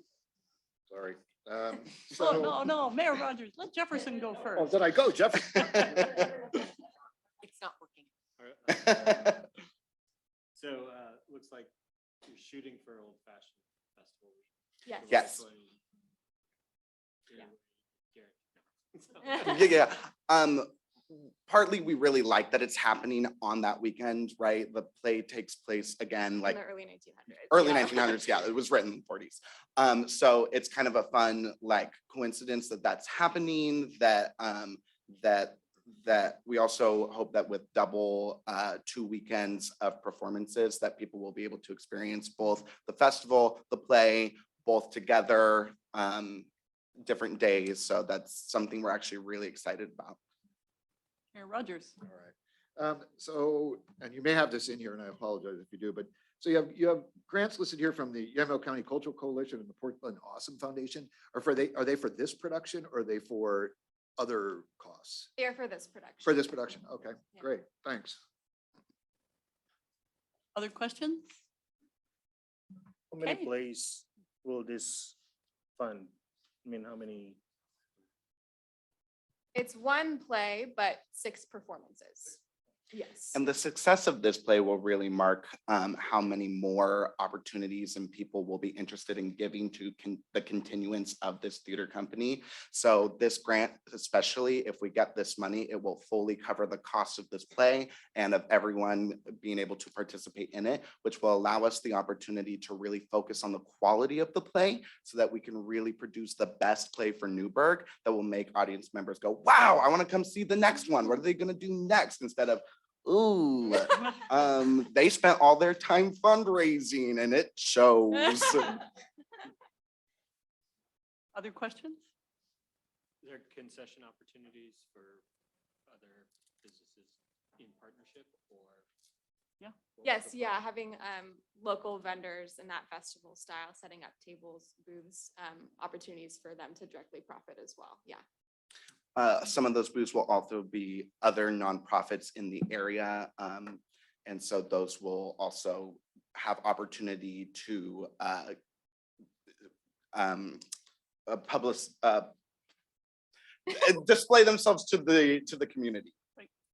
Comment to you, if you talk to the Downtown Coalition, because they run the market, they have contacts of vendors as well as things like tents. Thank So- you. Yes. I- Polly will appreciate that. Yeah, absolutely. Yes. Yeah, we have talked to Polly too as well. Okay. She's excited about it. Yeah. Super. Yeah. Thank you very much. Thank you so much. Thank you all. CPRD. Almost. Doing it. Good evening, everyone. I'm Kat Ricker, Chehalem Park and Recreation District, and I should have Casey Creighton online. Casey and I are coming you tonight as the lead voice in a request that has been formed through discussion through many partners who are here tonight and would indeed benefit all of the partners and community who are here tonight and beyond. What we're bringing you is a request for $230,000 to enhance the property directly across from City Hall. That's a quarter of an acre that's commonly known as the Butler property. Now, CPRD does not own this property. CPRD is not looking to purchase or own this property. We're looking to develop this in concert with our partners. The city of Newberg owns the property, and the Chamber of Commerce, the Chehalem Cultural District, Rotary Clubs, the Chamber, the Downtown Coalition, we have come to the conclusion together that by enhancing this property into a year-round event outdoor public plaza, this could be a tremendous boost for all of our businesses who have been suffering so much and are looking for a good centrally located, highly visible place to use for concerts, pop-up markets, entertainment, political gatherings, performances, whatever they can dream of. We just want to make it for the community to use, specifically for businesses to use. So what would that look like? Well, you know the parcel. You drive by it probably every day. Right now, it's an open space lawn area, basically a passive park and small event area that's mostly grass, and it's mostly usable only during the drier seasons. What this would do would enable us to install permeable pavers, which would withstand vehicular traffic and provide drainage of the rain and runoff, making it usable during the shoulder season and all year round. We would also thoughtfully and meticulously select and provide a modular stage, which would be used by everyone and anyone who wanted to use in this space for whatever their purpose would be. By being a modular stage, it would not be a permanent fixture. That would keep the plaza area flexible and accommodating to different kinds of events and configurations. By grading and keeping the area manicured, landscaped, attractively enhanced landscaping, it would enable people to bring in risers, have people bring in their own folding chairs, or bring in their agency or businesses outdoor seating arrangements and arrange it as they see fit. So it would be a combination of a pavered area with a modular stage, the grassy seating area, and on top of that, beyond that, depending on exactly how this collaboratively creative plan pans out to serve everybody's wishes, we could do it ADA restrooms, mobile, of course, water, electrical services, and potentially Wi-Fi service as well. So our intention would be to design it to meet the needs of multiple organizations for a variety of events all year round as the community sees fit. That about sums it up. So I'll stop there and ask if you have any questions. Questions from the council? Stephanie? Will there be a cost associated with using this space? Well, as the lead agency in enhancing it, we would not be responsible for driving the program. And that would be determined by further discussion, development of who would take the lead on the programming piece, which would be separate, which could perhaps be CPRD, but might also be the chamber, the cultural center, the city. That would be remain to be seen. Perhaps it would be our little theater company, who knows? So all of these things, the programming would be what would happen once we got it enhanced. This grant is only a request for the physical enhancement. Go ahead. I have kind of a follow-on, and then who would be responsible for maintaining the property? We would work with the city in concert on maintenance. Other questions? Your mic's on, so I don't know if you. I have a question. Okay, this is. Now, I know that it is important to have multiple spaces, but how do you see a differentiation between the cultural center space that's used or utilized for Tunes on Tuesday from this space? Right, that's a good question.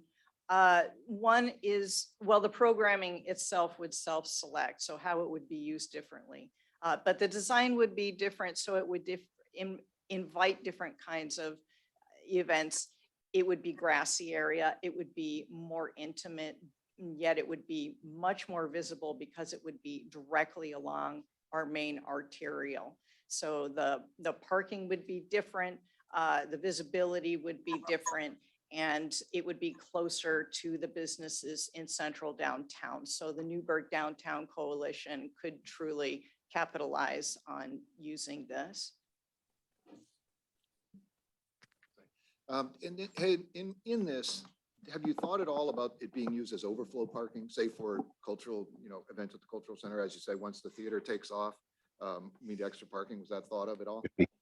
That hasn't come up, but it certainly could be potentially not on the grass, of course, but on the permeable pavers, since they would be able to do traffic. It might be a good extension for staging and crews and shuttled things, controlled extension of events there. That's entirely conceivable, and that's just me speaking off the cuff. Just a comment on that. The minute you allow parking in an area, you trigger a bunch of improvements that you have to have, which would be included in your plan if you were going to do that, like water and all sorts of. So that would need to be discussed with the planning team to make sure you weren't committing to something that would destroy the use of the area. Thank you. Yes, respectively, good point. Yes, Tenny. So right now, you only have during the summertime booths over there that would sell stuff kind of like a farmer's market. No, No, right now, that's what it's used for. no. Oh, it's not. Sorry, the farmer's market is moved from there. It used to be there. The farmer's market Okay. is down on College. There wasn't enough room in the Butler property for the 50 booths. So what kind of businesses are you thinking of that's gonna be there that's different from the farmer's market? Actually, I'm connected. I actually oversee part of that market, the Newberg Wednesday market. I can tell you that we have that area for a limited amount of time. So that would actually be an attractive option for us to consider moving that market to once that property no longer becomes an option. And similarly, Christmas tree lighting events, Tunes on Tuesday, things like this, other pop-up markets, they could overflow satellite or do spin-off events concurrently here, which could drive to where they are as well. Just having the flexibility of a stage and potentially lighting and the security of being in the core of downtown, so close to municipalities, would give it a lot of oomph, a lot of ethos. And let's Wait. not forget bathrooms downtown. Yes. Mobile and removed bathrooms downtown. Jefferson. So you haven't considered the revenue generation from this, but you've talked a little bit of who would do the maintenance and CPRD, or is Parks that does the maintenance? Where does that fall to in Yeah, this so- area, or is it a blend? Right. That's So we would work into a user agreement in concert with the city on that, and we would be willing to shoulder a great deal of that, but we would still have to hammer that out. We've had preliminary discussions about that, but we haven't formalized anything, but I'm sure we would have a user agreement between us. Thank you. Okay, one last question for you. The placement of the Butler property is right in between the 299s. How do you handle the noise for things like concerts and a stage? Landscaping can be part of the buffer of that, and so can just the configuration. There are also just portable kind of sound pads, sort of different things like that. So just kind of the combination of those things. Thanks. Thanks. Other, Yeah, I'm just wondering if there is a rough estimate about what it will cost to maintain this and run it. My concern is that I know the cultural center right now is cost prohibitive for most groups to utilize, and I'm skeptical about this being something that everyone can use if it's, again, cost prohibitive. Well, again, programming is a whole conversation afterward, but the culture center is an indoor facility. This would be outdoor, and the intention would be to make it very usable and accessible to all. That would be the spirit of this project. It would not be a private entity designed for revenue generation. thank you, Kat. We ran over. Thank you. Ruddick Wood, who has patiently waited. Thank you all for having me. It's a pleasure to be here. My name is Paul Loesch. I am the working owner of Ruddick Wood here in Newberg. We are a full service restaurant and tavern located right on First Street. Appreciate the time. I do not envy the decisions you have to make tonight. There's a lot of good proposals here. We are asking for $120,000 for building updates and a marketing campaign post-COVID and after 8 years of being in operation. As you've heard from other restaurants and businesses here, over time, things just age and break down. And with COVID, a lot of money that might have been able to be used for things like updating equipment, making building improvements, those kind of things have had to go just to maintaining wages for employees, maintaining our health insurance for employees, just the operation of the business.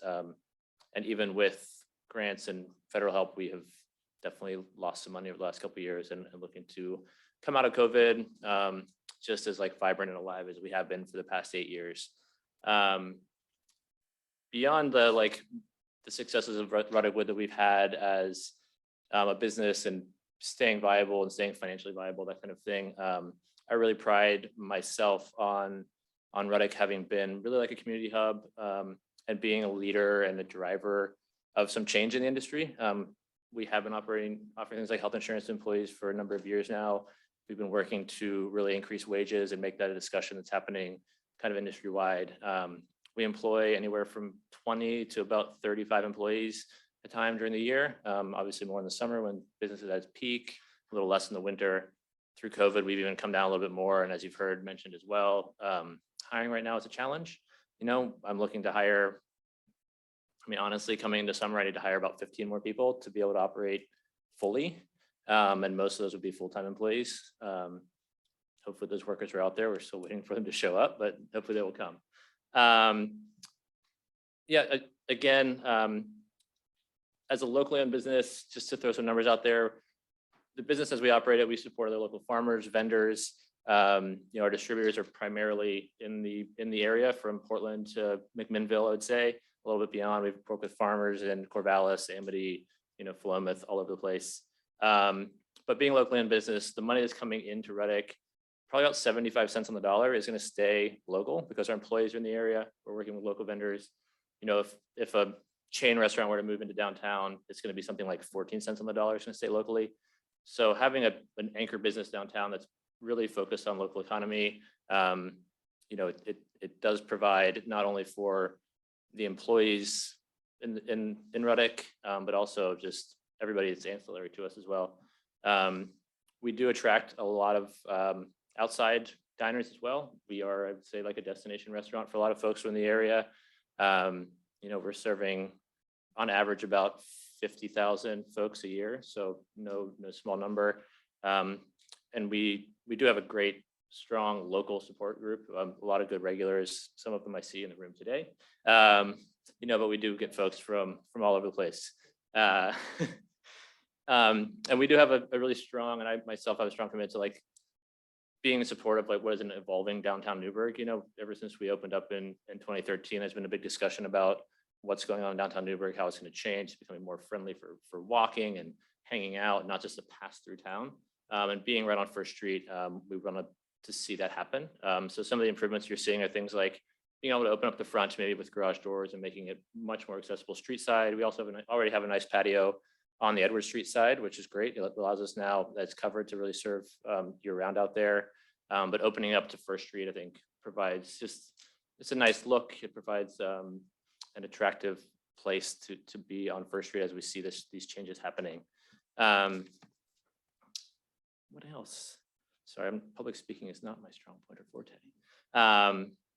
Yeah, I mean, really, this is a way for us to continue to focus on what we do best, which is provide good food, good drink, but also just a comfortable place, safe place for folks to come and hang out, community hub that we've always tried to be. I'm happy to answer any questions. Okay, questions from the committee? That good? Holy That was good. smokes. What Okay. a round. Hearing So- none. Sorry. Thank you, Paul. Sorry, can I take one? Oh, yes. How much of that do you expect to come back? Of the money Yeah. that we're asking for? Well, again, I think I would say that a strong majority of it, again, like the focus being that we are so focused on trying to keep things local and support the local economy through even things like giving back to local charities. We've done a lot of fundraising for like YCAP and things like that. You know, we support youth outreach by hiring kids from the area.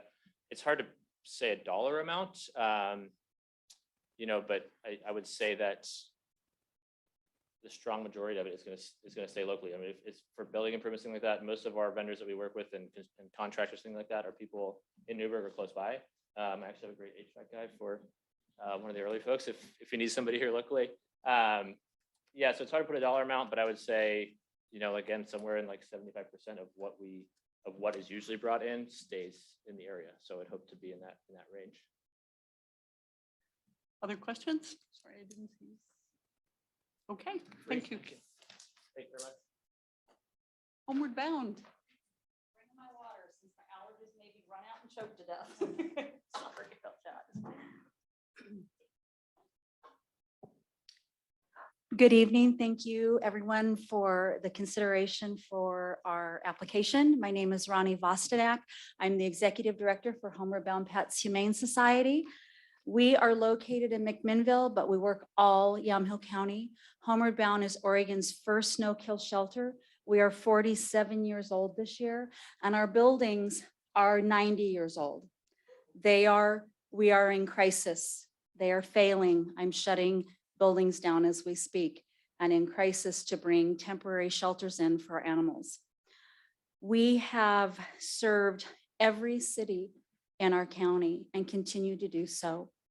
Our shelter brings in animals through we took on the the contract for Yamhill County Sheriff's Department and McMinnville Police Department. All of our dogs are from Yamhill County. We don't ship them in from outer states. We don't bring in puppies and kitties. We work our county.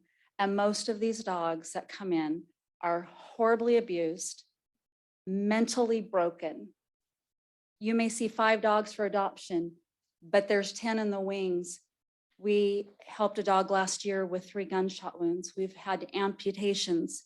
We have dogs that have literally melted. We're down to the ground and just don't even react to anything. And my staff works tirelessly. Our adoptions are down because our stays are longer, and we're not going to change a thing the way we do business. We will continue to help our county. And we think that animals are being dumped from out of county as well, and we continue to care for them. So our shelter, we spay, neuter, vaccinate all of our animals, microchip them, check them for parasites. We also opened up Yamhill County's first low-cost spay-neuter clinic in 2017, where we not only have low-cost spay-neuters and vaccinations and such, but we also have for low income. So we are helping many, many people in our community, as well as other rescues and so forth. 1,457 low-cost spay-neuter services have been Newberg residents and organizations such as the Newberg Animal Shelter have come in, and Hazel House Cat Rescue have utilized that. During COVID, we have seen such an increase in abandoned dogs that we many times are doubling up in our kennels because it's so bad and we can find nobody to help us with that relief. We call rescues all over the state saying, please, please help us. Please take some of these dogs. And yet that rarely comes. And so we keep showing up every day and keep caring for them. We, our volunteer hours have been reduced during COVID. Our food donations have virtually stopped because of the price of food. And yet we're paying more in food because animals are staying longer and we have so many. Cash donations are down a bit. But we also took on in 2020, we do the licensing for Yamhill County, all the dogs. And we are very proud to be helping our county with all of these things. It's what we have worked hard to grow and do. And so what I'm asking for is the last 2 years, we have been working with an architect pro bono to design a new shelter. We are almost to the point of submitting that to the building department. We are expecting any day approval on our water line. We have approval for our septic, FAA approval because I'm by an airport. We've done soil testing and asbestos testing and oh my gosh, more than I ever wanted to know. We are currently putting in temporary cat buildings. We are putting in a temporary power pole that was approved for us to do today. And we are bringing in dry box for office space because it's no longer safe for my staff to be in those buildings, and for our ISO for our cats because I have closed a cattery and I'm on the verge of closing our second one. We are in crisis. And the first thing that has to go in is this water line from Highway 18. We have to dig up half of the road to bring it down to our shelter. And so we are asking for your help. We've been here 47 years. We do a lot of heavy lifting. We need your support. If we weren't here, I can't even imagine the crisis in our community that this would cause. I can't go there. So let me see what else. We've also done 625 surgeries, I was going to say, for Newberg Animal Shelter. Last year, between all of our parts of Homeward Bound, we helped over 11,000 animals. And if we had the water line, if we could get that in and then get the shelter built, I can only imagine what we would be able to do. It would be remarkable. Any questions? Questions from committee? Okay, Rick. I have a question, a couple of questions. One is what percentage of what you do is focused on Newberg here, right inside Newberg? That's my first question. Okay. My second question is, are you requesting ARPA funds from any other sources, the county or any of the other cities in Yamhill County? Sure. So the percentage I don't have right at the top, but we have helped almost 1,500 residents since 2017 at our spay neuter clinic.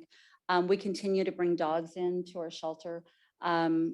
We have had even the police department call when they can't reach our own shelter. I live here in Newberg, and we've said, yes, bring them down. And so we probably, oh my gosh, I wish I had that answer for a shelter.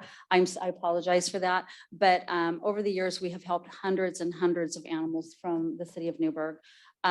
With our spay neuter clinic, again, I had given those numbers. It is a large amount of people and rescues and our own rescue that come down the street to us. And again, guys, we work all of Yamhill County. This isn't a McMinnville thing. It's the entire county. Oh, and what was the second one? If you are requesting ARPA funds from any other entity, county or other cities in the. Yes, we have put in ARPA fund request with Yamhill County. Specifically for the building fund. And then we're waiting for the city of McMinnville because they haven't hired anyone to oversee that program. So we can't submit anything yet. And the other day I told someone in the city, I said, Newberg's on their third rounds. What are you guys doing? We'll consult with McMinnville for a fee, for a small ARPA fee. Just a percentage, right, Rick? Other questions? I just have one then real Yeah. quick. Because there's a time limit on the need to Mm-hmm. complete the project and you still don't have commitment for all the money for the project. That's, We actually have the other part of this for the project. Our building will run about $4.3 million.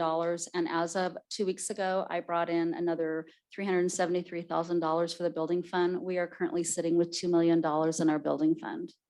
But without the help of our communities, we'll never get this project finished.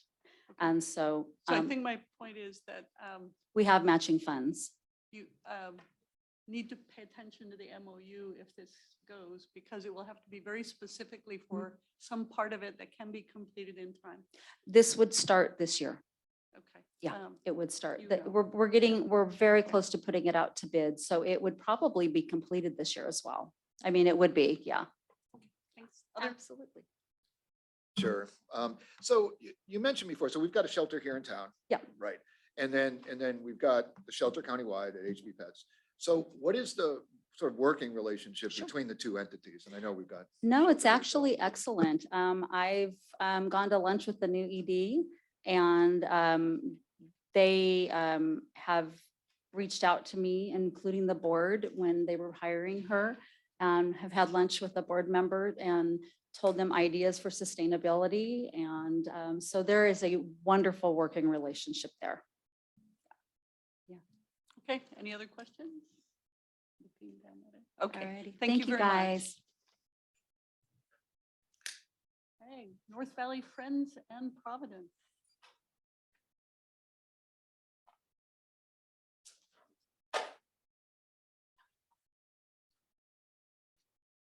Good evening. My name is Leslie Murray and I'm the lead pastor at North Valley Friends Church. I want to thank you for the opportunity to share with you tonight. I'm joined by Christian Mendoza, Bob Better Outcomes Through Bridges, lead outreach specialist at Providence, and Jenny Green, Providence Foundation Grants Officer. This is a joint grant request between our two entities. North Valley Friends Church is located at 4020 North College, just on the outskirts of town. We recently came into the city limits a few years ago. Before COVID, we would sporadically get folks popping in, asking to sleep in their car on site, pitch a tent, or sleep in one of our alcoves. I always say yes. The last 2 years, we've seen a dramatic surge in requests from folks needing transitional housing. Generations before me, Quakers purchased 25 acres with a vision to serve their local community. North Valley Friends feels led to use our acreage in a way that serves houseless folks. We have discerned and are committed to the Peace Trail Village and supporting 9 to 11 transitional homes on our property with the addition of 4 RV spaces, because often we will get folks that have an RV that need a place for a hookup for a while. Maybe their 2 weeks ran out at Shampooey or they don't have a place to hook up. And so we also see a need for that as well in the community. We are ecstatic to be partnering with Providence and the Bob program, as they have provided incredible navigation services and wraparound care to the guests staying in the village. For the last several years, we have had 2 tiny homes on site as a pilot project. The pre-COVID point-in-time census of houseless individuals indicate that if we had 1,000 tiny homes, we could fill every single one of them from people in our community. We know you've received a lot of wonderful applications, and we know ours is the largest ask. So we put our heads together and have amended our proposal budget to $400,000. This would provide all infrastructure that is unattractive, all the sewer and electrical hookups, many of which will go back to the city of Newberg because we'll have to pay them to do that. And as well as a project manager to run it, and a Providence case manager to support the guests. I am applying for many other grants, and North Valley Friends also has funds set aside to support this project. We have already been contacted by outside donors, including outside volunteers and donors, including Habitat for Humanity and Portland Home Builders Association, as well as individual community members from Newberg and Dundee. We think that outside donors would be interested in funding a home, and it's a little bit harder to fund the infrastructure, the digging, the excavation, the gravel. At this point, I'd like to ask Christian to tell about one of our guests that have stayed in our tiny home. Yeah, so I think for the last 2 or 3 years, we've had about, let's see, like 4 individuals. One that stands out was an individual that needed bilateral hip replacement, had so much pain that she couldn't work anymore. And of course, the surgeon wouldn't, schedule the surgery because she didn't have a safe place to discharge. So through this partnership, we were able to temporarily place her in there. She got her surgery. We wrapped around her. We worked on like a long-term plan for housing, access to food, laundry, just all the things. She was able to get her surgery, and then we were able to partner with a different agency to kind of get her to the next stage of transitional housing. So we've seen this work, and yeah. Questions? Yeah, at this point, I think our proposal is robust. So if there are questions, we'd be happy to answer them. Okay, questions? Greg? What was the new cost? 400,000. So 400 that, even, yeah, okay. yep. And another question is regarding the wraparound services. I think I got a little bit of an idea from the story, but could you just give us a sense of what does that mean exactly? Yeah, so I'm an outreach specialist, so I'm under Providence, but we just do kind of case management. We work within the Providence clinic, so any other medical stuff. I am not clinical, but we just kind of have a lot of relationships with, different partners in the community. So we just connect everyone to different resources, service integration team to kind of help them pay their like phone bills or backed up rent, even to kind of help them set up for future, rentals or whatever. The proposal includes $5,000 for outreach supplies, so that over the 2-year period, we would be able to give out food cards, phone cards. Phone cards are also often really needed. People have the cell phones, but they can't use them to get their means of contacts. We have some outreach supplies. So it's navigation to outside resources, whether that be SUD recovery programs or medical services. We can work connecting to housing services, as this example showed, right? To move people into transitional housing and to work with them into long-term solutions for their lives. So it's a variety of medical to social services, signing up for OHP, the Oregon Health Plan, so they can get medical insurance if they don't have it. There's a wide variety of these sort of social service levels that we're assisting people. Okay, no, it's a race between Jefferson and Elise. I don't know who hit the button. Okay. So these wraparound or enabling services, I know North Valley Friends provides more than just the housing. Could you elaborate on what other services are available on site? Yeah, so North Valley Friends, the vision is there's 9 homes in a circle, and then in the center is a gazebo, like a common meeting space. Hopefully there will be a shared meal once a week. We're also, part of our proposal is putting laundry services on site. And then connected with Providence, then the wraparound care for medical, drug and alcohol counseling. It's transitional housing. It's not meant to be permanent housing. It's that step between I'm in my car, but I can't get first and last month and, get into an apartment. So it's that in between. Yeah, so you are building additional capacity within the community by Oh, doing this. yeah, we sure would hope so. Elise? I'm just going to take the liberty and say that I do think that, so we've as you've already mentioned, we did fund 2 other houseless projects.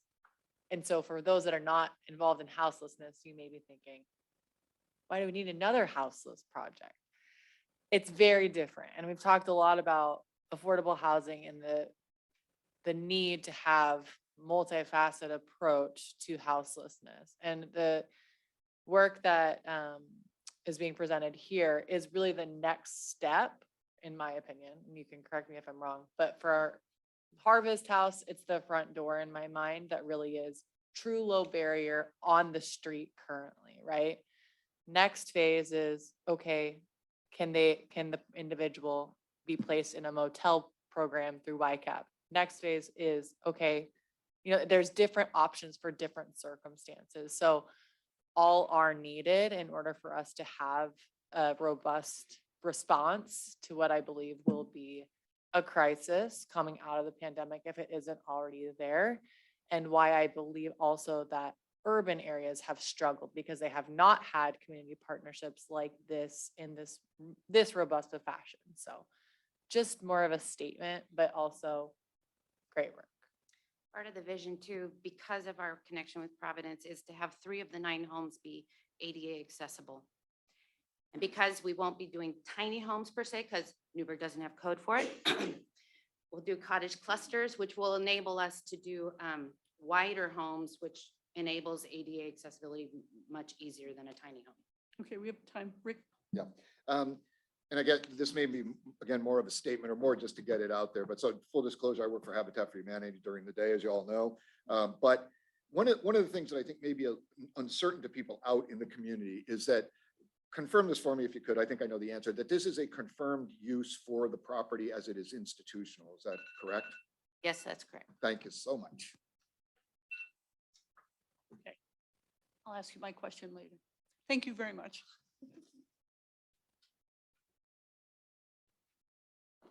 Chehalem Valley Brewing.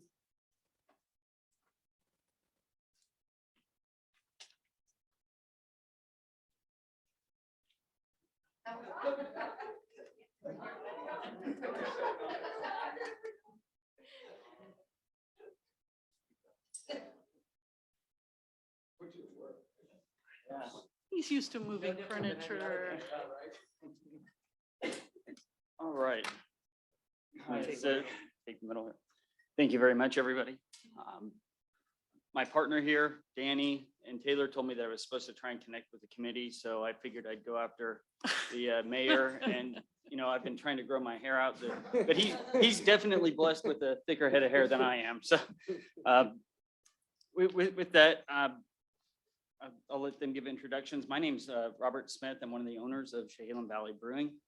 The 3 of us purchased the company midway through the pandemic, and we've revitalized what was a mainstay of the Newberg community, and we're looking for some funds to continue that revitalization. So, Dan? Yeah, we really were pinpointed on this ask. Being a business down here and something that we really enjoyed prior to purchasing it. We thought, man, it would be so cool to own a brewery. Man, it's a lot of work though. It's a lot of work. And one of the things is in business, we want to be good stewards. And being good stewards means that we want to be something that the city wants us to be there. People want to go to, families want to go to. So this ask being pinpointed is for water reclamation. It takes somewhat 7 to 10 gallons of water to produce 1 gallon of beer. We didn't realize that going into this. And so the old way that they were doing it is that water goes back into the waste system. There's a better way to do this. Over the last year, we've all invested into new hardware and new systems so that we can produce a larger volume, better volume, but also this is one of the last pieces to allow us to not have to put water back into the waste system. Yeah. And so one of the things we're looking at with this grant, right, is to be stewards of the environment as well. The wastewater on a brewing day can come close to 500 gallons. Okay, so by putting in a reclamation system, it allows us to use that water and recirculate through the brewing process, not into the beer. You guys are all drinking good beer when you're in the place, but what it does is, and instead of allowing the water to go into the sewer after it's used, we would claim it, cool it, filter it, and reuse it into the cooling system again, and a repeat process. So instead of using about 50,000 gallons of water a year to bring the beer down to the right temperature, we would probably use about 600. That's including the waste and the burn off of what would happen as it goes through, because as it cools, it steams. Additional to that, there's been capacity problems. This would address some of the capacity problems. It would allow our restaurant to be open 7 days a week instead of 5 days a week. With that opening to 7 days a week, we anticipate that we'd be able to employ 8 additional employees. We'd also be able to employ 2 employees full-time at the brewery to support that. On an estimate, that's about 14 weeks of payroll to pay back the grant that we're requesting, $44,000. I think Ravi did a great job writing out the budget. It was very methodical, it was very well thought out. And any additional investments that are needed to be put into this, any unforeseen hardware or supplies, we have earmarked to be able to do this. We're going to do the water reclamation project, but the problem is that we've hit a ceiling with our resources at this point to get it done within a timely manner. By being able to get this grant, we're able to get this going quickly. We're able to get the water saved for our city. And I know that water has been a big issue with the systems and all the piping and everything. And we'll be able to get it done absolutely within the time frame and going from there.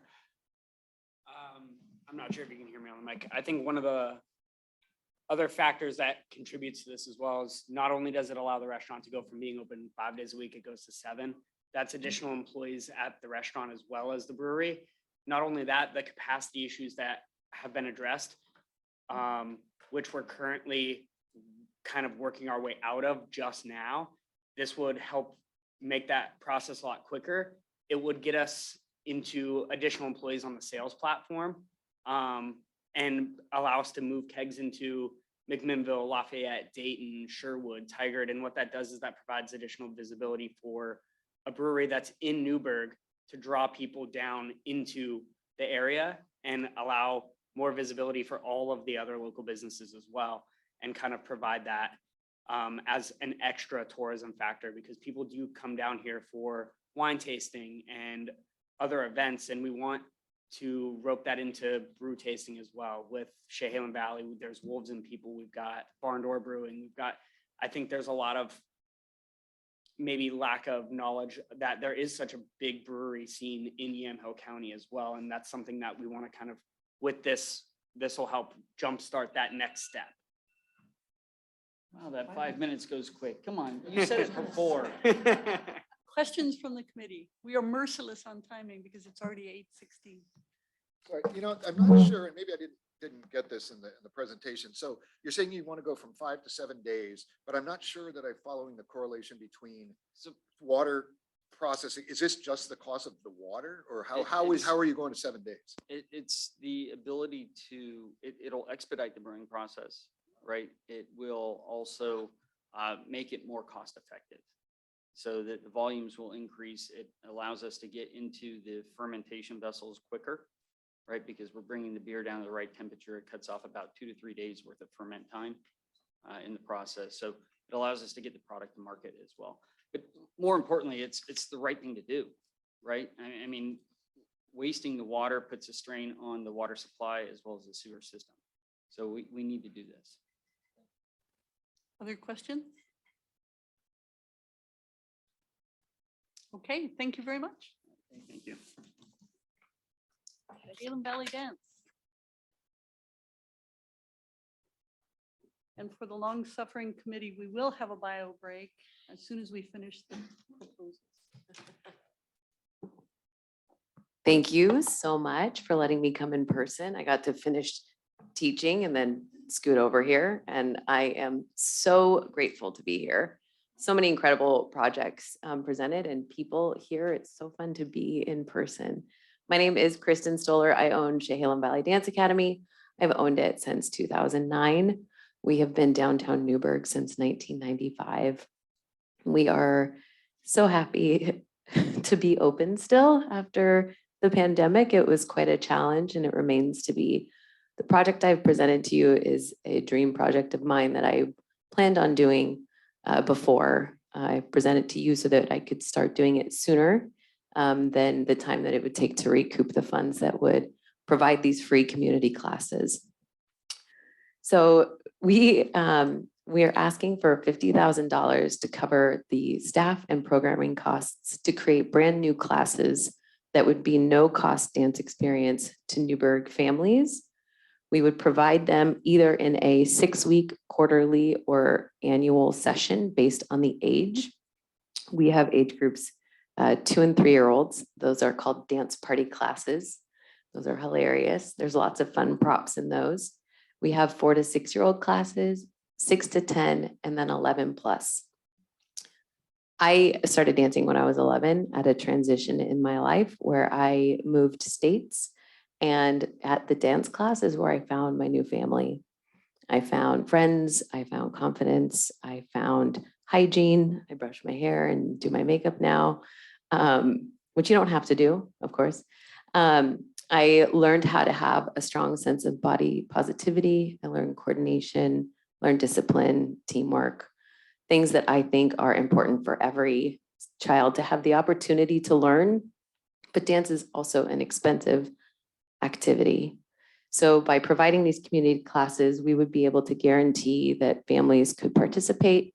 And we would also provide those hard costs of shoes and leotards and tights and costumes and such like that.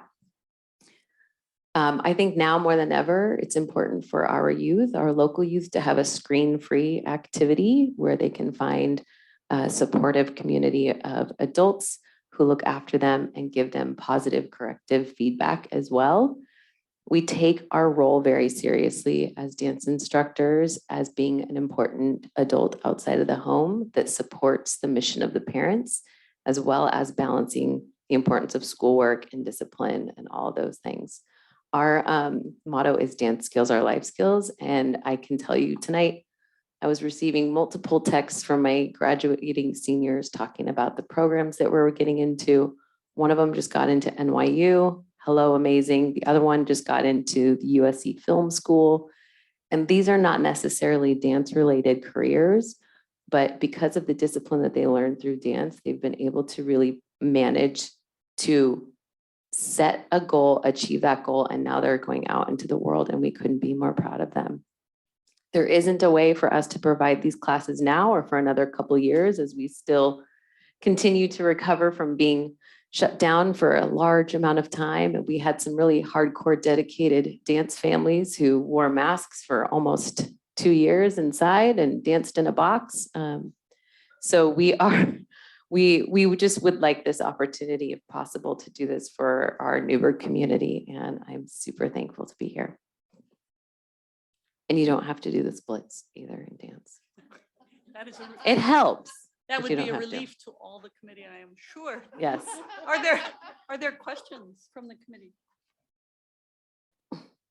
Mine isn't a question, more of a statement. I would love to see if this goes through some Spanish speaking available. Yes. For kids who don't Yes. speak English. Yes. Thank you. I'm open to the discussion too around like the genres that kids are interested in and also making sure that there are other important cultural lessons associated with classes. I love that. What would be the volume of students or? Oh, yeah. classes? So I would like to offer 5 classes per session, so at least 1 in each age group. And to keep the teacher-student ratio low enough to be impactful, I'd say around 10 kids per class. So roughly 50 kids per quarter.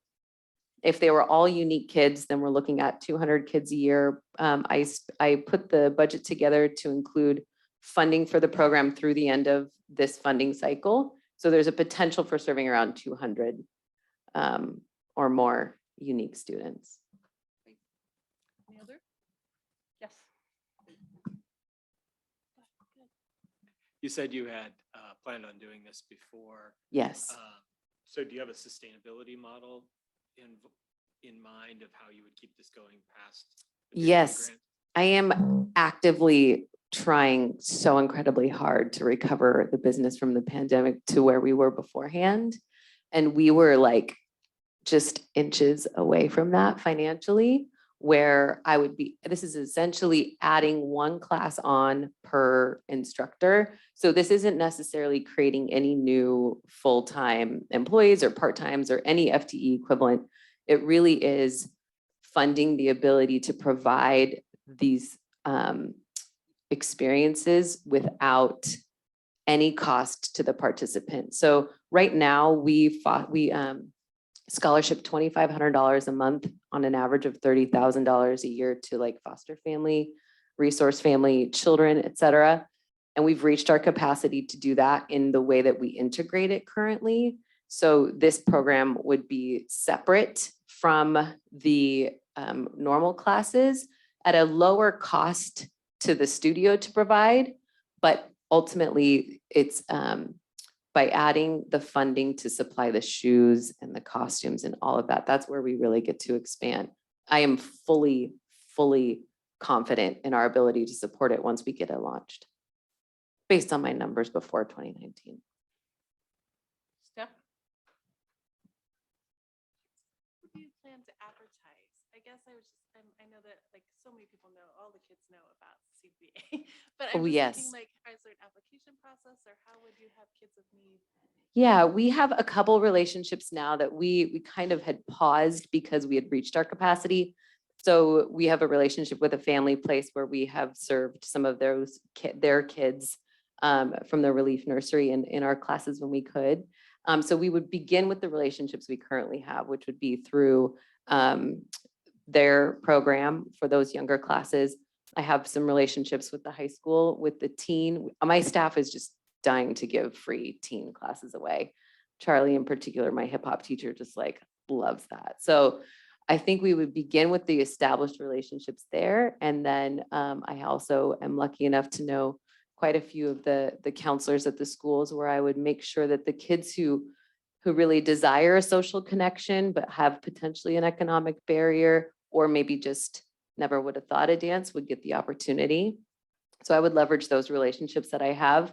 It is important to note that I wouldn't require an economic application in order to be a part of it, because I think sometimes, especially in those teens, that would prevent them from even participating in the first place if they had to prove that they were,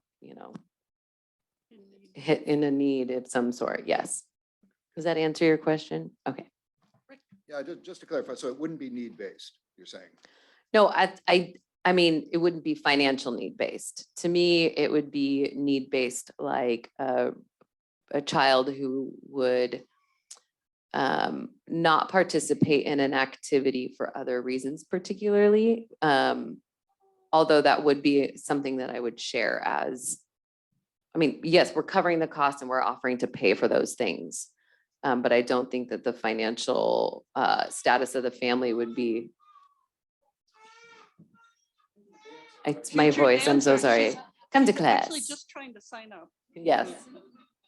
So I am open to those discussions. I think it's really important to me that it's not sold as a product that you have to not be financially able to do. I think that it could be something that kids who might not be supported in dance would feel like they could be. Okay, thank you very much. Thank you very much. Coffee Cat. Hello, can you guys hear me? Yes. Okay, thank you for having me here. I'm going to make this really short and sweet because, believe it or not, talking is not my favorite thing to do. So I'm just going to read my quick proposal for you. What I'm requesting is some kitchen equipment for the coffee shop. I'm at 107 South College Street. And during COVID, it was really challenging to sell coffee without a drive-through and not being able to seat people inside. So I had to come up with some really creative ways to financially sustain myself. So what I did is I did meals for families. I did alternate pastries that were in larger sizes and just got really creative.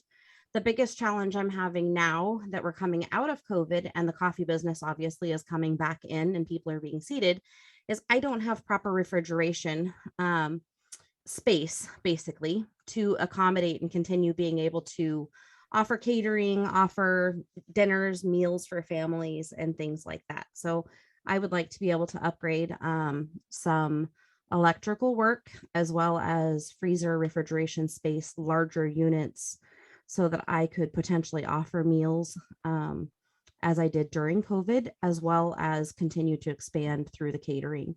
So I don't really have much more to add to that unless you guys have any questions. Questions from the committee? Very straightforward. This may be a question actually for you all. Is there a written portion to this? Or did I just miss it? Yeah, there is. Yes, sir. Okay. Something about you. I will share mine. Oh, you got it? Okay. Other questions?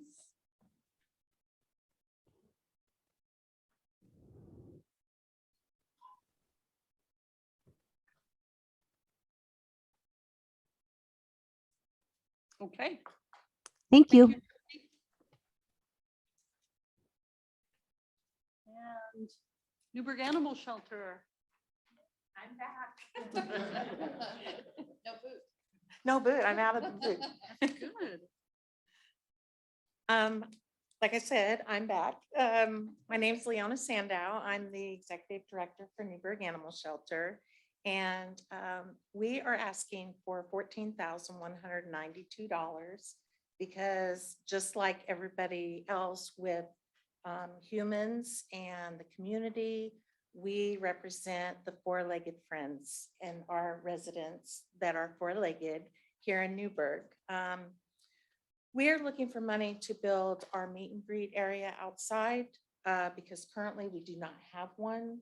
And currently when people come to meet an animal, we have nowhere for them to meet where it's safe that the animals can interact with pets that are coming in to meet other pets. So when a community member or when a person comes in to adopt a cat, or not a cat, but if they come in to adopt a dog, if they have family pets at home, one of our requirements is that they bring their family pets in so we can know that the two dogs or however many dogs they bring in, that they can cohabitate with the shelter dog that they're wanting to adopt.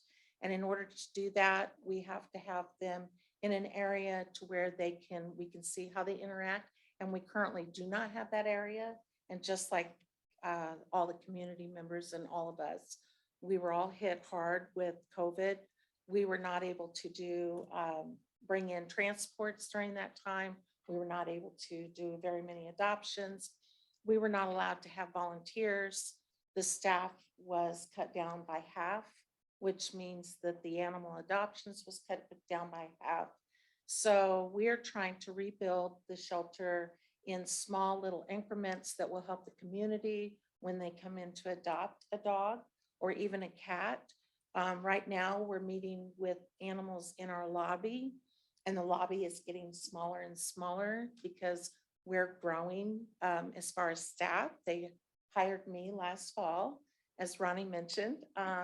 So that is what we're asking for, $14,192 to build this meet and greet area. It's not fancy, it's chain link fencing, but it's gonna have double gating so the animals cannot get out. And so we can, the people can meet in a safe environment and not be inside. We do not recommend that people bring their pets to meet other dogs inside because of, we don't want any cross-contamination with diseases or illnesses that so many pets do carry.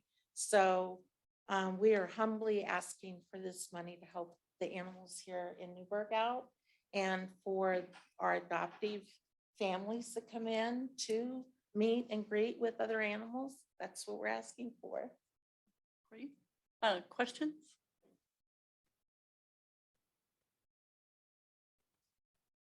Okay, is the ask for 14,000 or 4,000? $14,192. Okay, And the proposal, all the That's all. I bids just- are in there. right. Yeah, Okay, it's $14,194. thank you. I didn't realize how expensive this fencing was. Fencing. And that was the lowest bid. Amazing, yes. Okay, any other questions? All right, thank you very much. Thank you. Okay, now we're to the part where we take a break and we get ready to go into the voting segment. So last time there was a request to If other questions had come up in your mind, that we preserve a little time for that. So if that's happened, we can take a little bit of time for that tonight. But let's take a break first, let them get voting set up, and then we'll come back and embark on making decisions.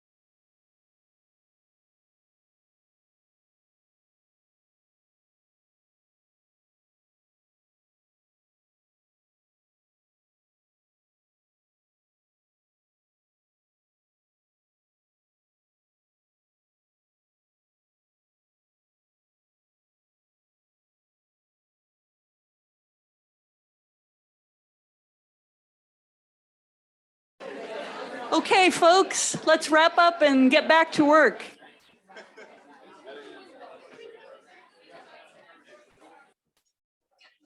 I know it'll take a minute.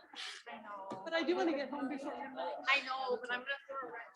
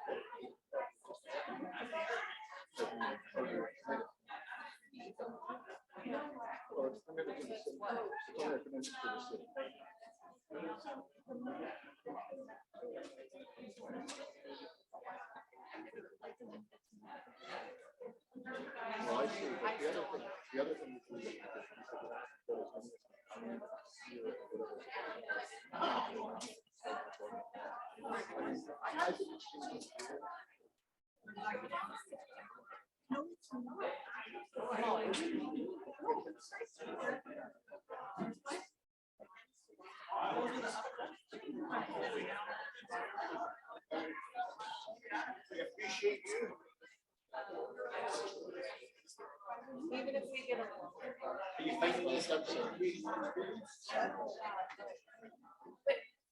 I do, I have felt from the beginning, I'm so proud of the process that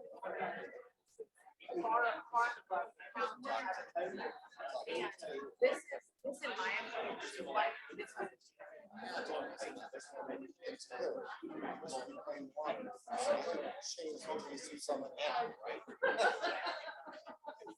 was gonna ask that Sorry, question. no, my fault. I was gonna ask that question. But I wanted to know what the rates are. And I think they do. I know. I don't know.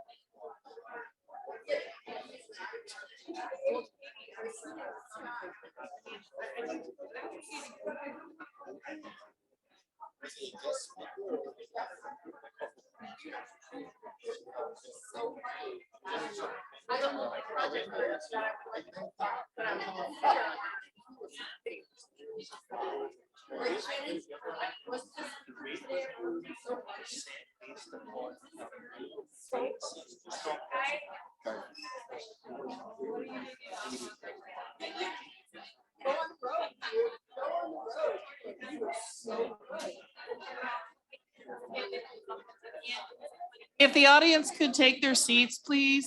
If the budget committee members could take their seats, please. The chair would like to reconvene the meeting. If the audience could take their seats, please. Siéntese, por favor. Thank you. The committee chair would like to reconvene the meeting. Who are we missing from the committee? Lozelle did not come. We're good. Okay. All right, now we enter the part where we said last time we wanted a time to ask questions before we went into the vote. So keep in mind that the time we have, and then we have to get into the voting, and you know how this all works. But briefly, are there questions about the projects that you want to raise at this point? That you feel like you thought about a great question you needed to ask, you didn't get to ask? Okay. Elise. Well, I have a question about the process, not the presentations today. Cool. Okay.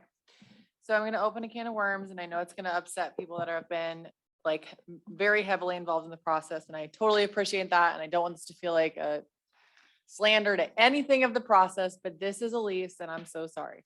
I am having anxiety and heartburn. As I think Greg mentioned in the first meeting, and I believe myself and Counselor Finley also mentioned, there's no perfect way to do this process. There's no perfect way to sit and listen to 50 presentations. As we've done 22 tonight, it is 8:45.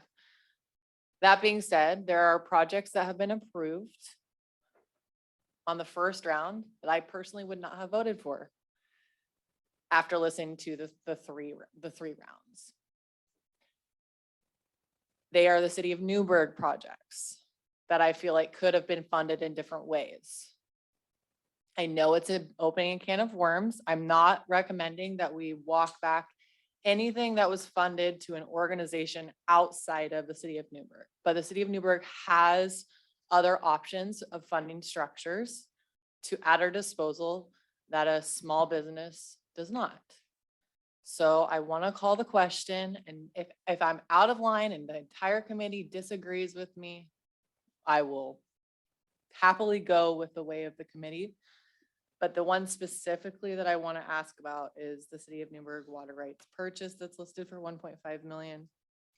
On the tracker, it says that it's coming before us for the June supplemental budget, which does have to be approved by council. So even if it is already within something else, it has not officially been approved yet.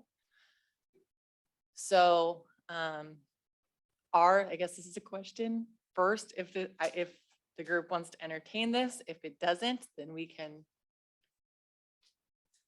But I feel pretty passionately that the intent of these dollars absolutely can be argued for what they've been approved for. As we know, they've been justified, not questioning that. But I think the intent is businesses. So let me open for discussion. I am going to time limit this discussion to 10 minutes, only because of what we have to get done tonight. And I've already told Elise, I am not in favor of changing the process the last night, 2/3 through it. It's unfair to everything that's gone before. However, that's my opinion, and I want to open it to discussion.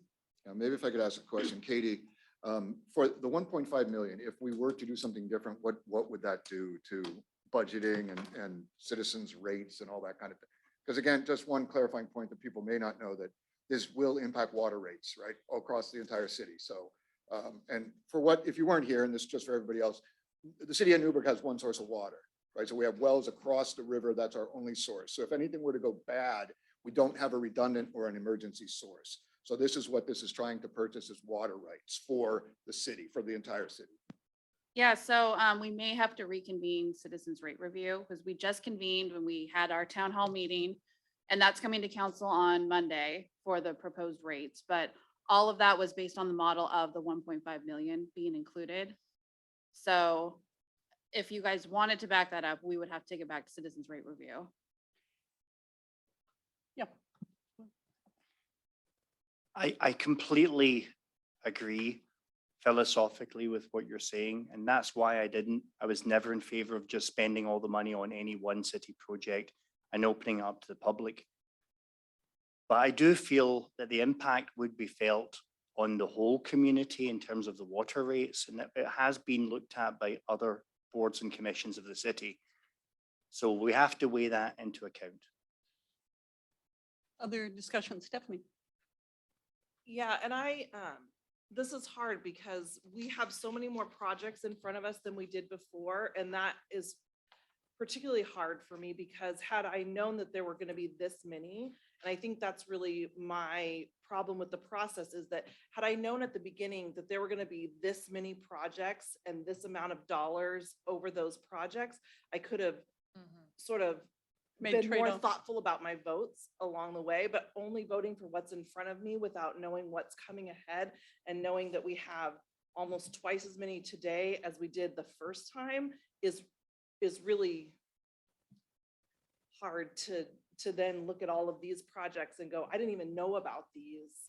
Had I known about these, I might have voted differently or asked to get some more information about what was coming down the pipe. But I think I'm in Elisa's camp, where I wish I would have known that all of the city projects were at the front end and these projects were at the back end, and how that was going to balance out. Right. Other? Go ahead, Jefferson? Mike. Oh, you're, okay, Mike. So there's not a perfect process, but I do believe that this process has been fair. And if we were to say, oh, well, let's have a fourth round, there would be a whole bunch more businesses, because the word gets out. So, could we fund every need in this community? Absolutely not. But we made decisions based on on what we were given, the information, and that's all we can do. As far as the purchase of the additional water rights, haven't we already made a down payment? And it's like already in escrow, so you can't back out of that.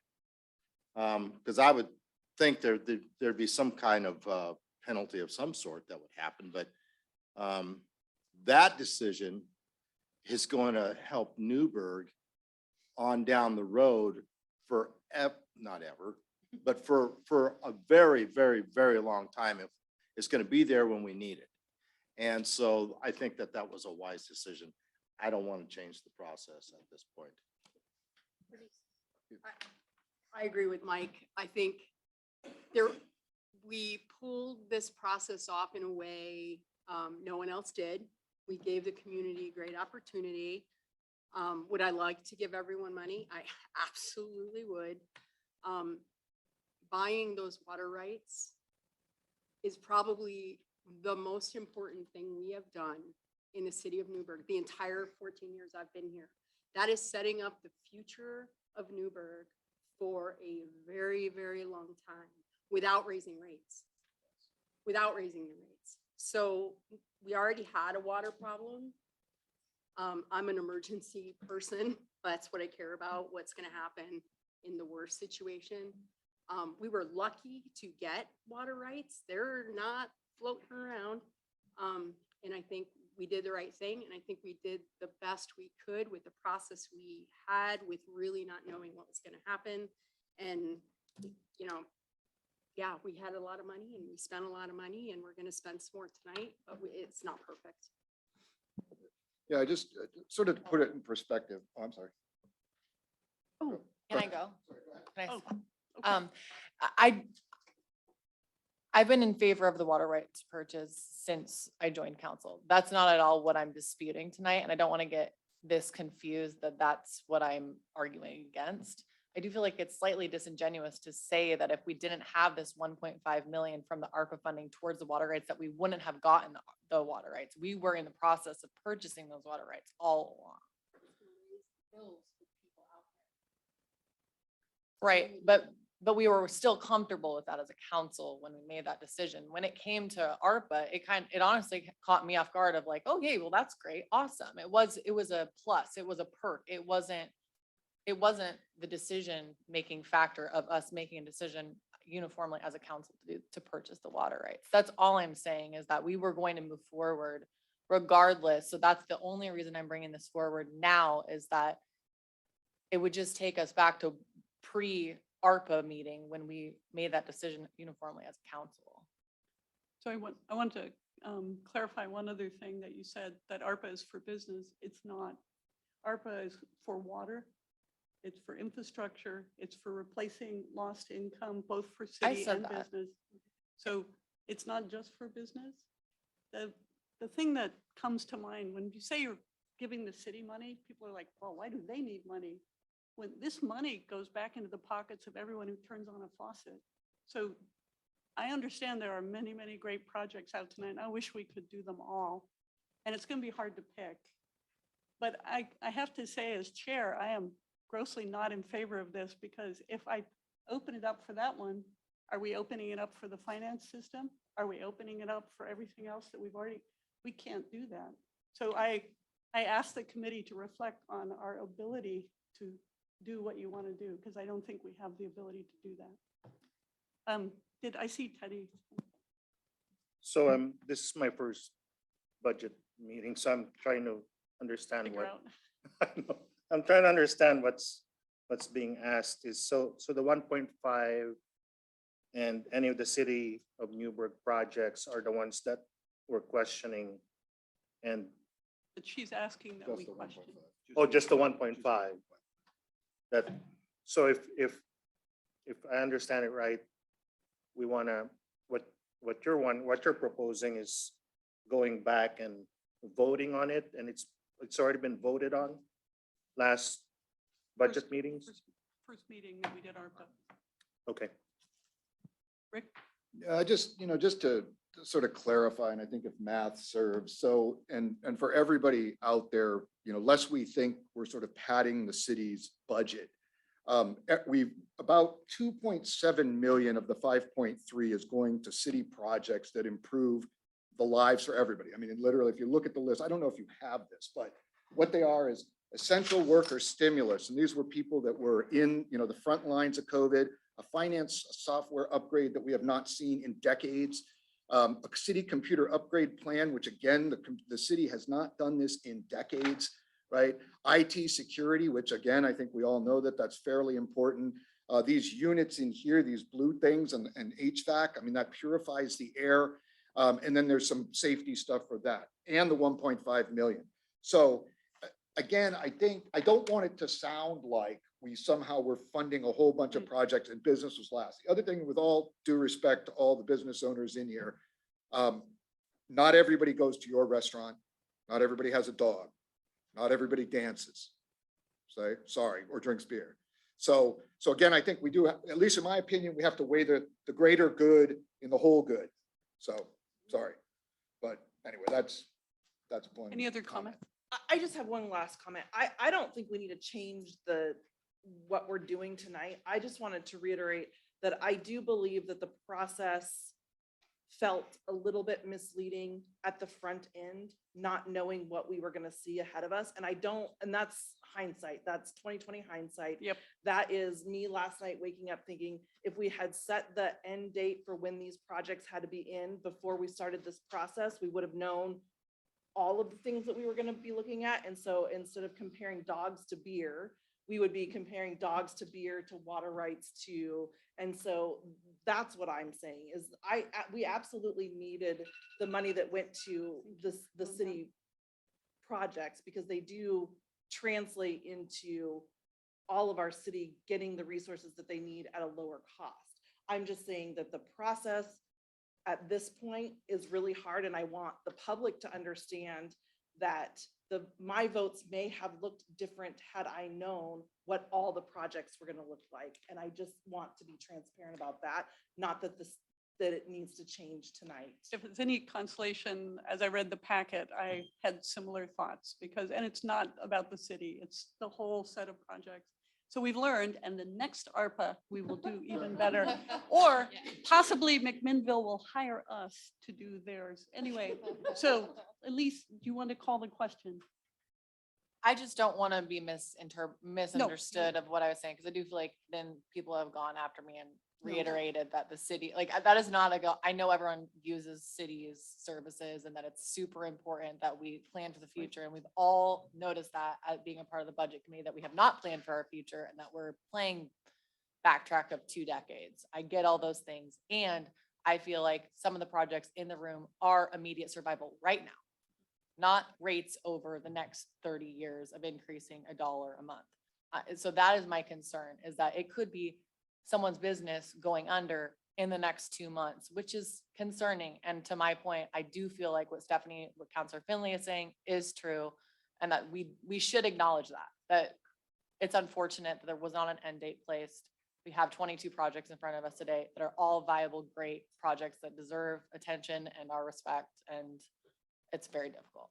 Right. And honestly, even if we'd had all the projects ahead of time, we'd still be saying no to some people who urgently need the money. I thought about that last night too. As we go out of here, I bet most of us will be feeling bad about the things that didn't get funded. And in point of fact, I want everyone to remember all the good that has been done. I think Will would like a word. Yeah, so obviously, and there's a bit of repetition here. With all due respect, when I arrived in November, there was no plan. There was no process. And our first reporting deadline was coming up in April. So we derived the best plan we could at the time. And I think it's better than some that other communities did, because they chose to avoid this entire issue.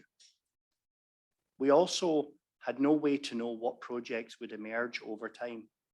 Nobody could know what projects would come into the second round or the third round because they hadn't been written then. There's no way to know those things.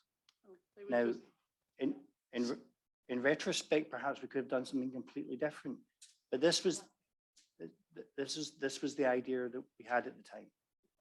So, and we're at and past the time limit that I put on it.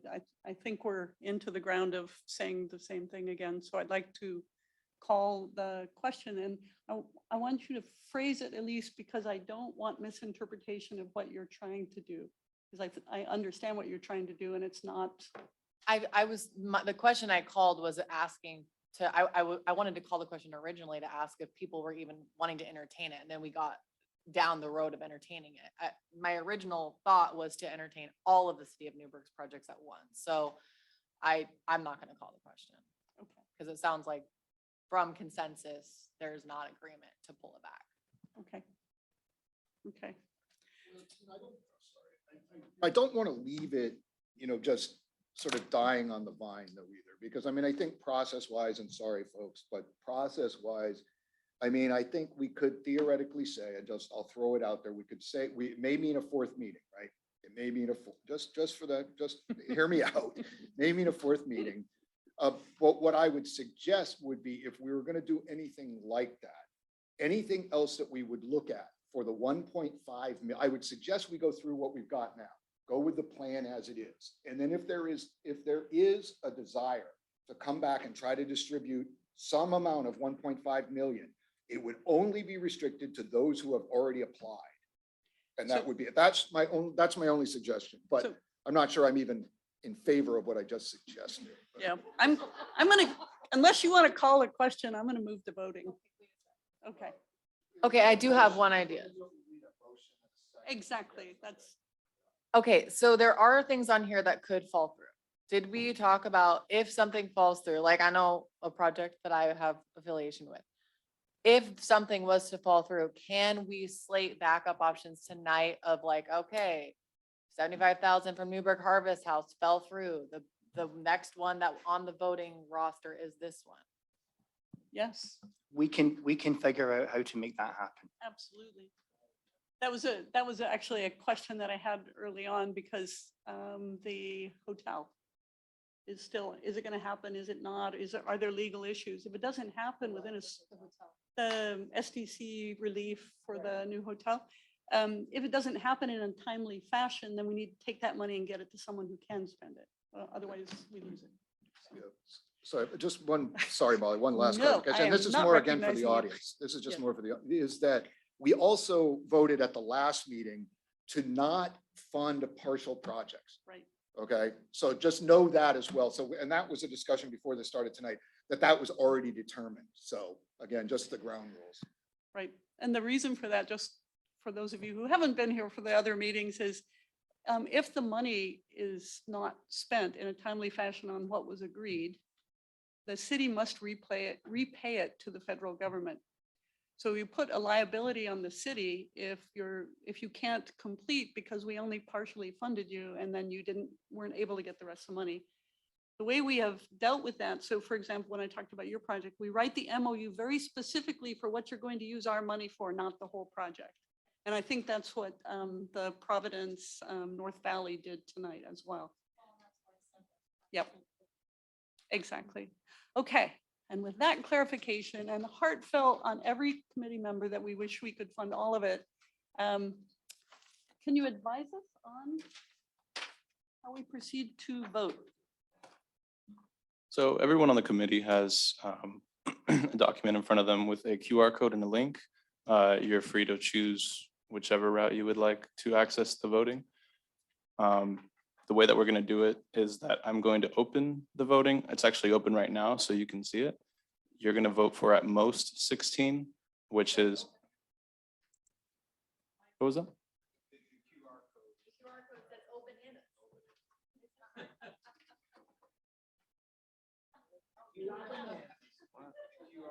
Okay.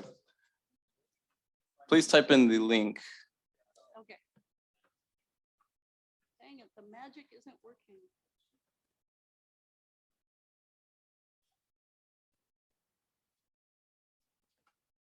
SurveyMonkey.com.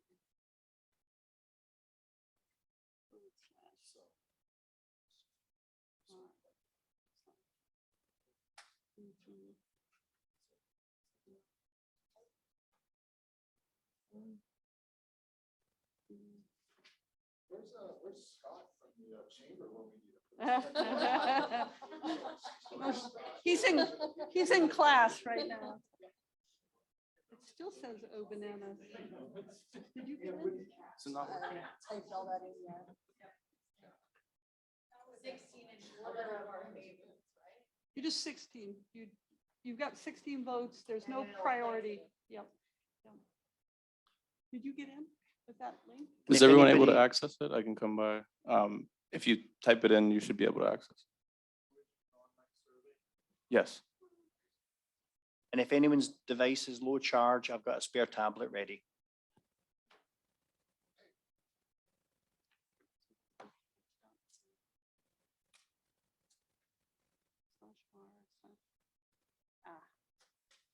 Humble finger typing.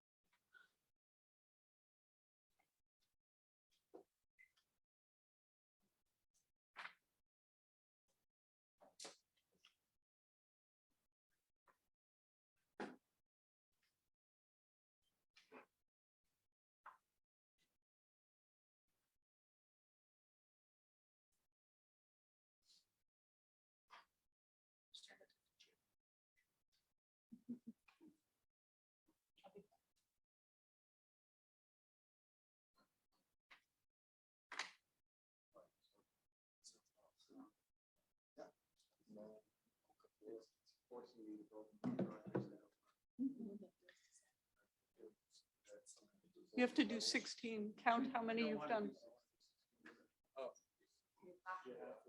Oh. This is what we've got, Molly, your mic. Because you wait yours more heavily. It's okay. We'll hand calculate it.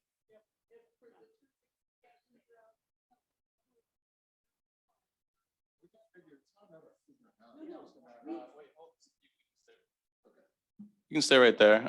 You'll just have to refresh it and enter your votes in again. Give me 5 seconds.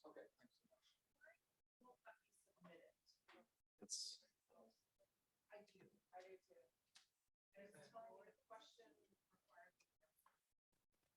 All questions. He's the world dog. Well, Bunny the cat, we have, we're gonna get home late. So.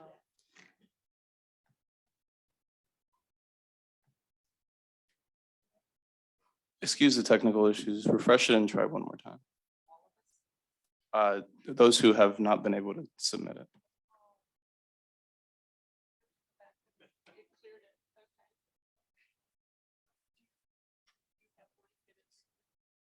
Okay. Shall I do the Jeopardy music? 1 second. Yes. Do, do, do, do, do, What is the theme from Jeopardy? What theme are you going on? Oh, sorry, I was thinking of a British show.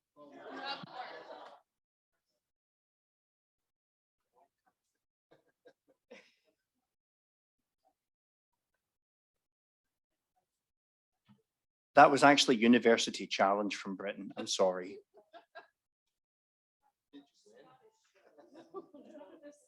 I was only ever a B student, Mike.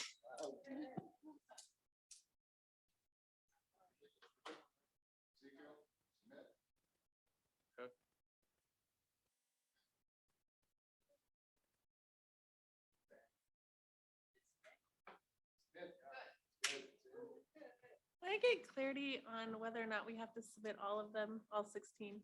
Sorry.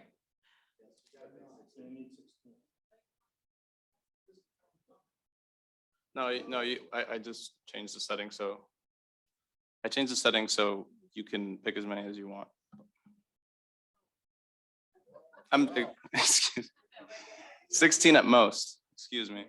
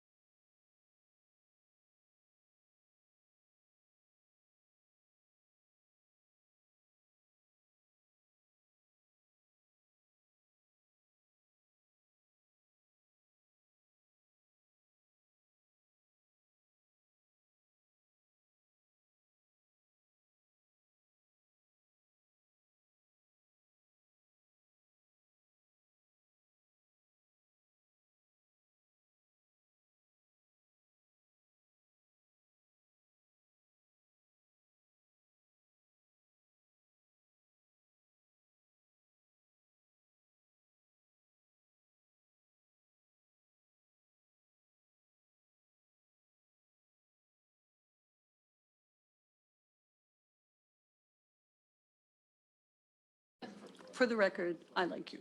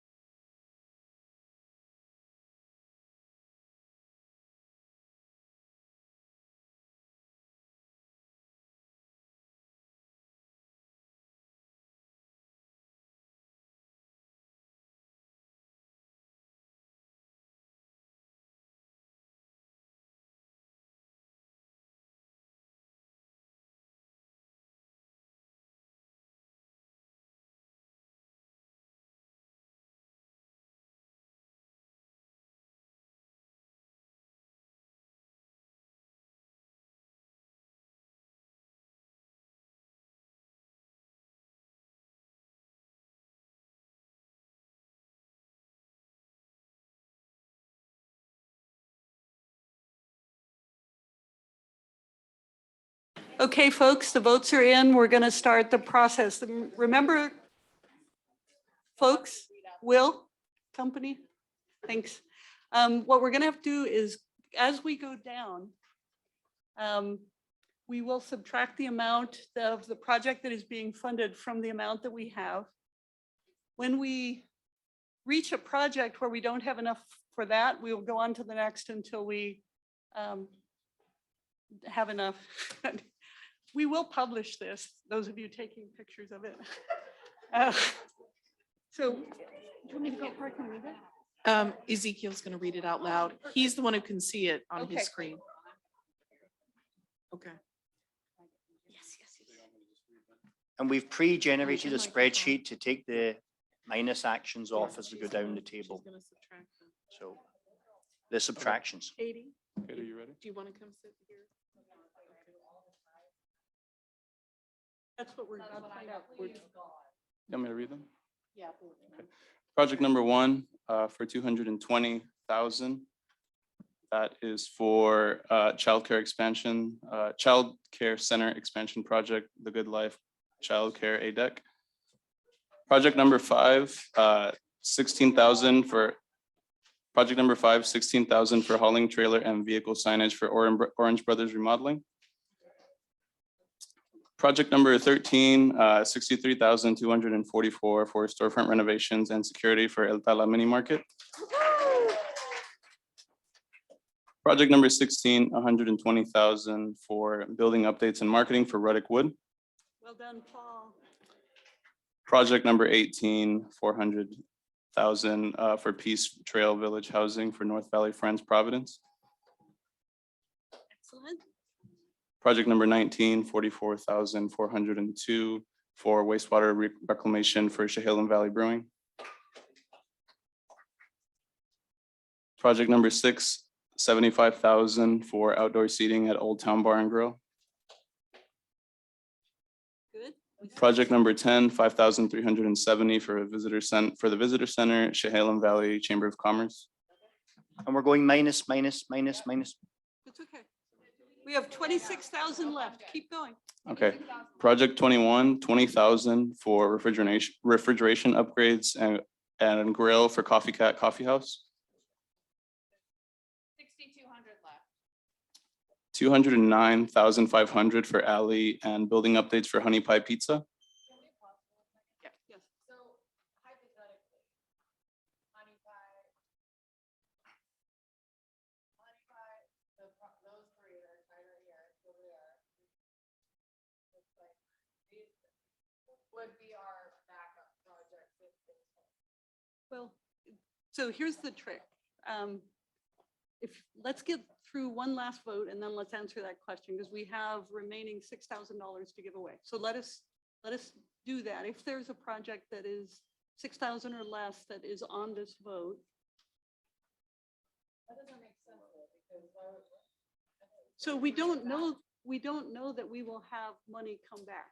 Oh, but I think what they mean is project 3, 14, and 20 are all tied. So technically the one that I just read doesn't count as a subtraction because they're all tied. So they all got the same amount of votes. But Honey Pie, so before Honey Pie, before the last one you read, which was Honey Pie, is that right?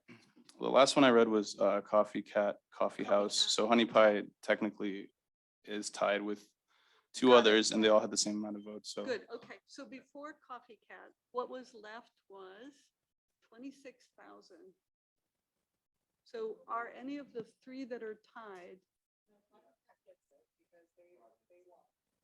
What I'm saying is three, I mean, in my opinion, what should happen is 3, 14, and 20.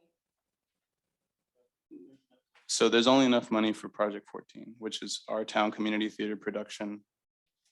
Oh, Right, got it? I thought that No, it'd be good if we put this up, but every time we do a project, we deduct that from the total we have.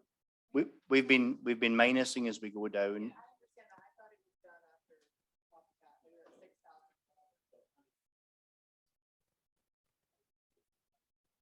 No, So Honey Pie, our town community theater project and community classes for Chehalem Valley Dance, we're all tied. And we currently, after Coffee Cat, we only had 26,000 left. So of the three, the only one that can get funded. Yes. Right.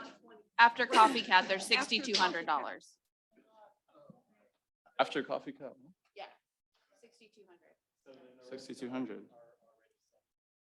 Right, so what I was saying is between those three, I feel like we need to pick a backup from 6,000 should be held, because I do think that out of the entire project, something. So what about the ones? Elise, the first two meetings, we also had projects that were prioritized that didn't make it.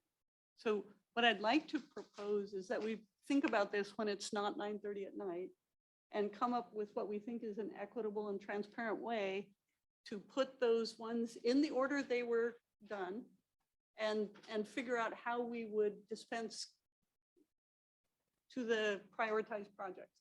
And it could involve having this committee vote on those projects. And so we have a priority, but we need to think through the process. Otherwise, the people from the first two would say, hey, how come you didn't put us on the list, right? So we just have to think through it. What you want to do sounds good, but it's more than just. That's true. Okay, that's it. Just a reminder, if you don't key your mics, no Oh. one can hear you. Sorry. And that includes the people attending virtually. I have a question, though. I want to make sure that I understand this, because at the beginning of the meeting, I thought that if we had a certain amount of money left, we would go down the list until we found the one that, We did. okay, so I thought we had 6,000 left. And we just gave it to the theater company who was the only one small enough to get it. They're 20. Oh, it's 6,000? Yes, 6,200. 6,200, sorry.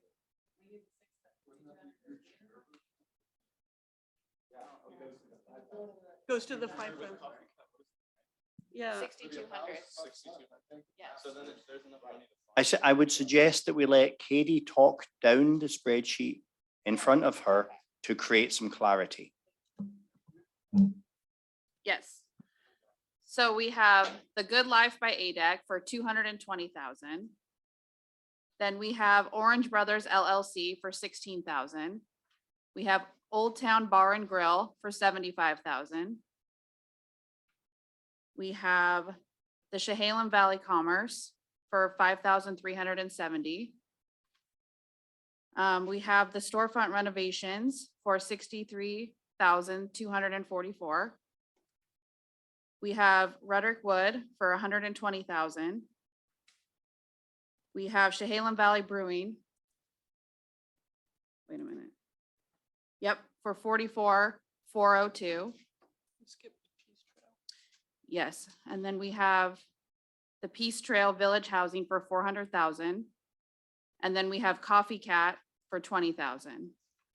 For a total of $964,016. Which leaves us $6,267 left. Yes. So.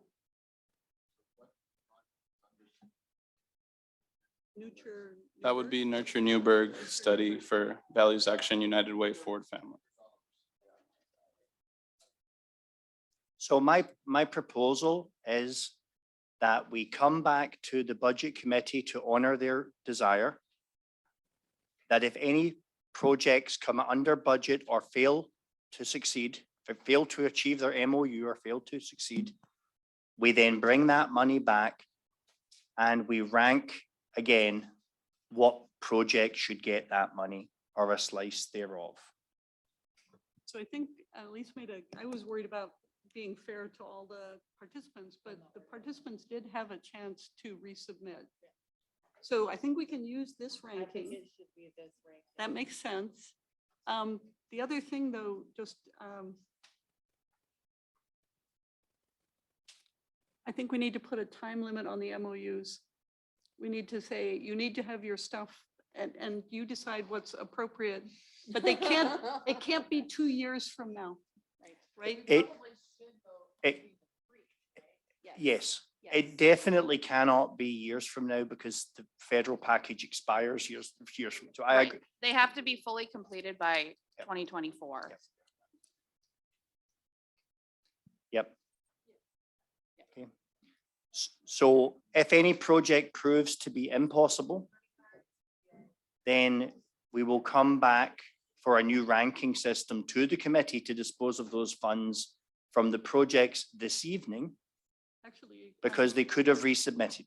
Hey, Will, the suggestion is that there are 3 tied. If we do another vote, we'll have a priority on those 3.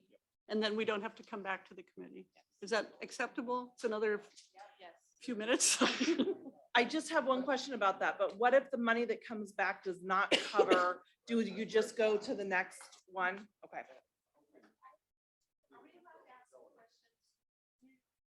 If say money comes back, do people like us, do we need to resubmit? No, that's what we're trying to avoid. Yeah. I concur that we probably should do another vote. I know it's late, to sort out amongst those Prioritization. tied projects so that we have a clear order of precedence. Should projects fail, to know when we have the money come back around. Good call. Are we gonna give the person for the group if it's $75,000 from this group comes back? Are they $75,000 or? Okay, so there's a few new parameters there. You're voting for partial funding again. So actually, I think I need a couple of votes to be called to find out the will of the committee. So there's a motion to reinstate partial funding for the end of the process where we have leftover money. And my concern remains with partial funding. And it's an addressable concern. Yeah. The project has to come back with something they can complete in the time they have. That's it. It will no longer be the thing we voted on. It'll be something smaller or different, and it might not have been the same priority. So I worry about, there are ramifications when we change the rules in the middle. So I know I'm a pain in the butt. Well, I That's know on the it's- record too. I think, okay, we did discuss this already at length, right? So I would say we've got to follow through with the same process, and that the next project is the next fundable project, I think. Right. That's the way I would do it now. Do we have to type that again? Okay. So if the next project is the next fundable project, then we wouldn't need to reprioritize the group in a tie, because the prioritization is the next. But the next fundable. fundable project of the 3, not of the whole list. Right, of the 3 Of to the tie. Of the 3, yeah. Of the I mean, three. what are the range on the 3? Huge difference, actually. Yeah, it's huge. Well, actually, let's remember, folks, that it's all to play for, because if one of the massive projects from the earlier rounds fails, That's true. that will develop hundreds of thousands of dollars. And then some of these projects might get funded. Ah, you do not So we have to cannot say present for again. certain. Please tell me we got donuts. We're done. Between the 3 If- projects, it's if I just could- $100,000, right? If I could add one more consideration, depending on the timeline of funds being made available again, some of the projects that were not funded tonight may not be relevant projects for funding. Some of them were time sensitive, so we should create a complete ranking with the budget committee's consensus, because there may be people who have dropped out, and there may be people whose projects are different or no longer relevant. So I think the first thing we need to do is to break up those 3. Yep. Those of you who are good at typing. It'll come up. Does it come up? It will come up, yeah. So just to clarify,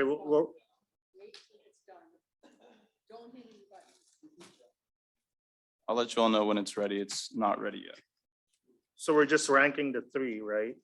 And then Yes. the rest that's after the 3. The rest will not show up, so you'll just have to rank them. You get To clarify, we're going to rank those 3, and that will give us the remaining ranking for all the remaining projects that were not funded. And then if any projects fail, we will know, we will have the funding to potentially do these projects. So which of the three, what's the numbers of the three that we're actually going to be voting on again? That would be project 3, project 14, project 20. So honey pie.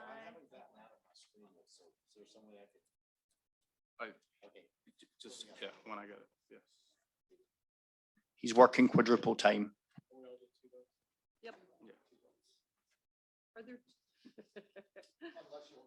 Can you find it in your heart to vote for 2?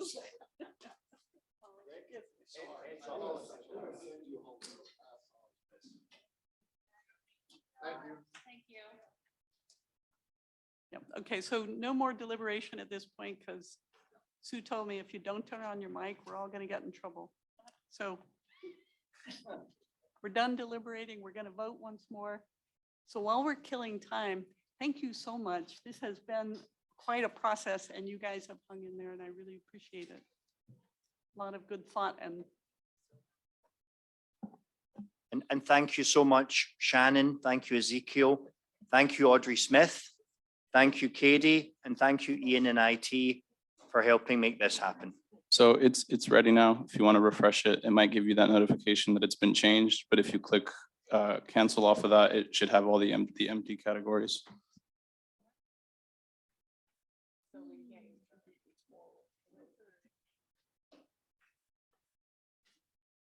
And thank you, Sue.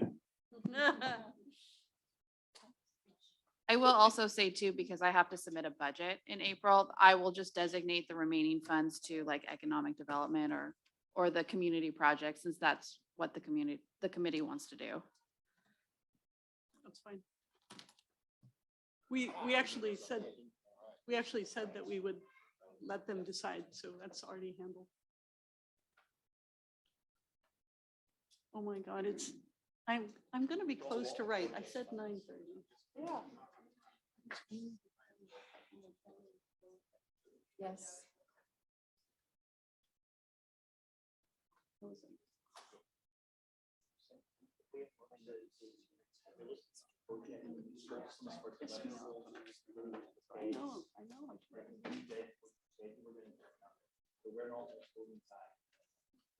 I know.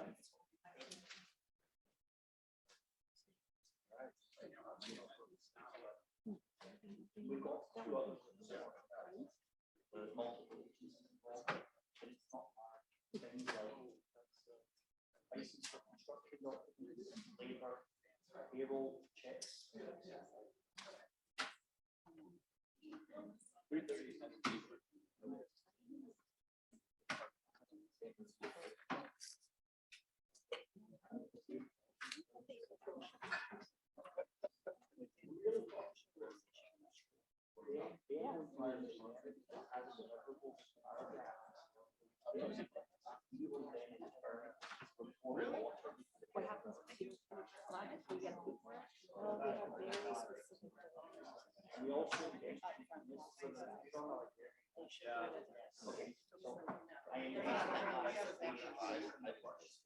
Right.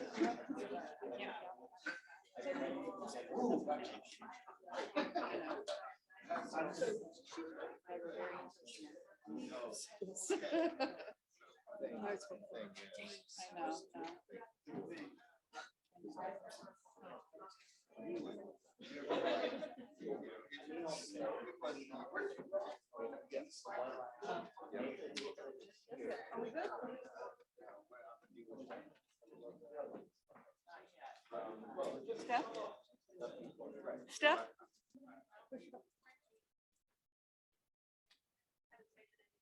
Okay. Hey, it's not midnight, folks. This is cool. I lost and I'm very proud about that. Yes.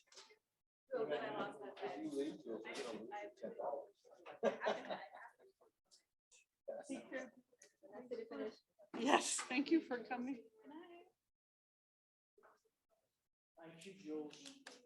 All the best, mate.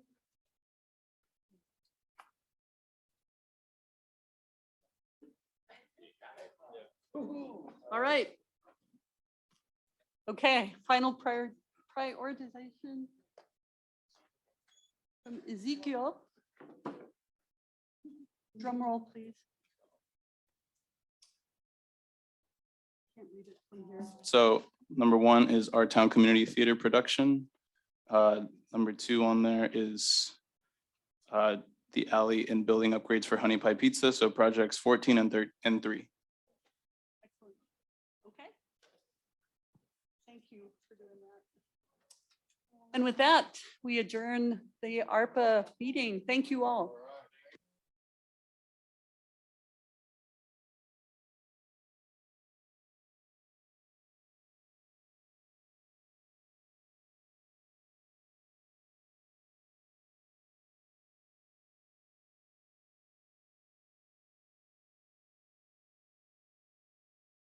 We have plenty of cookies left and there are plates and foil. If you have family members at home that would like you to show up with cookies.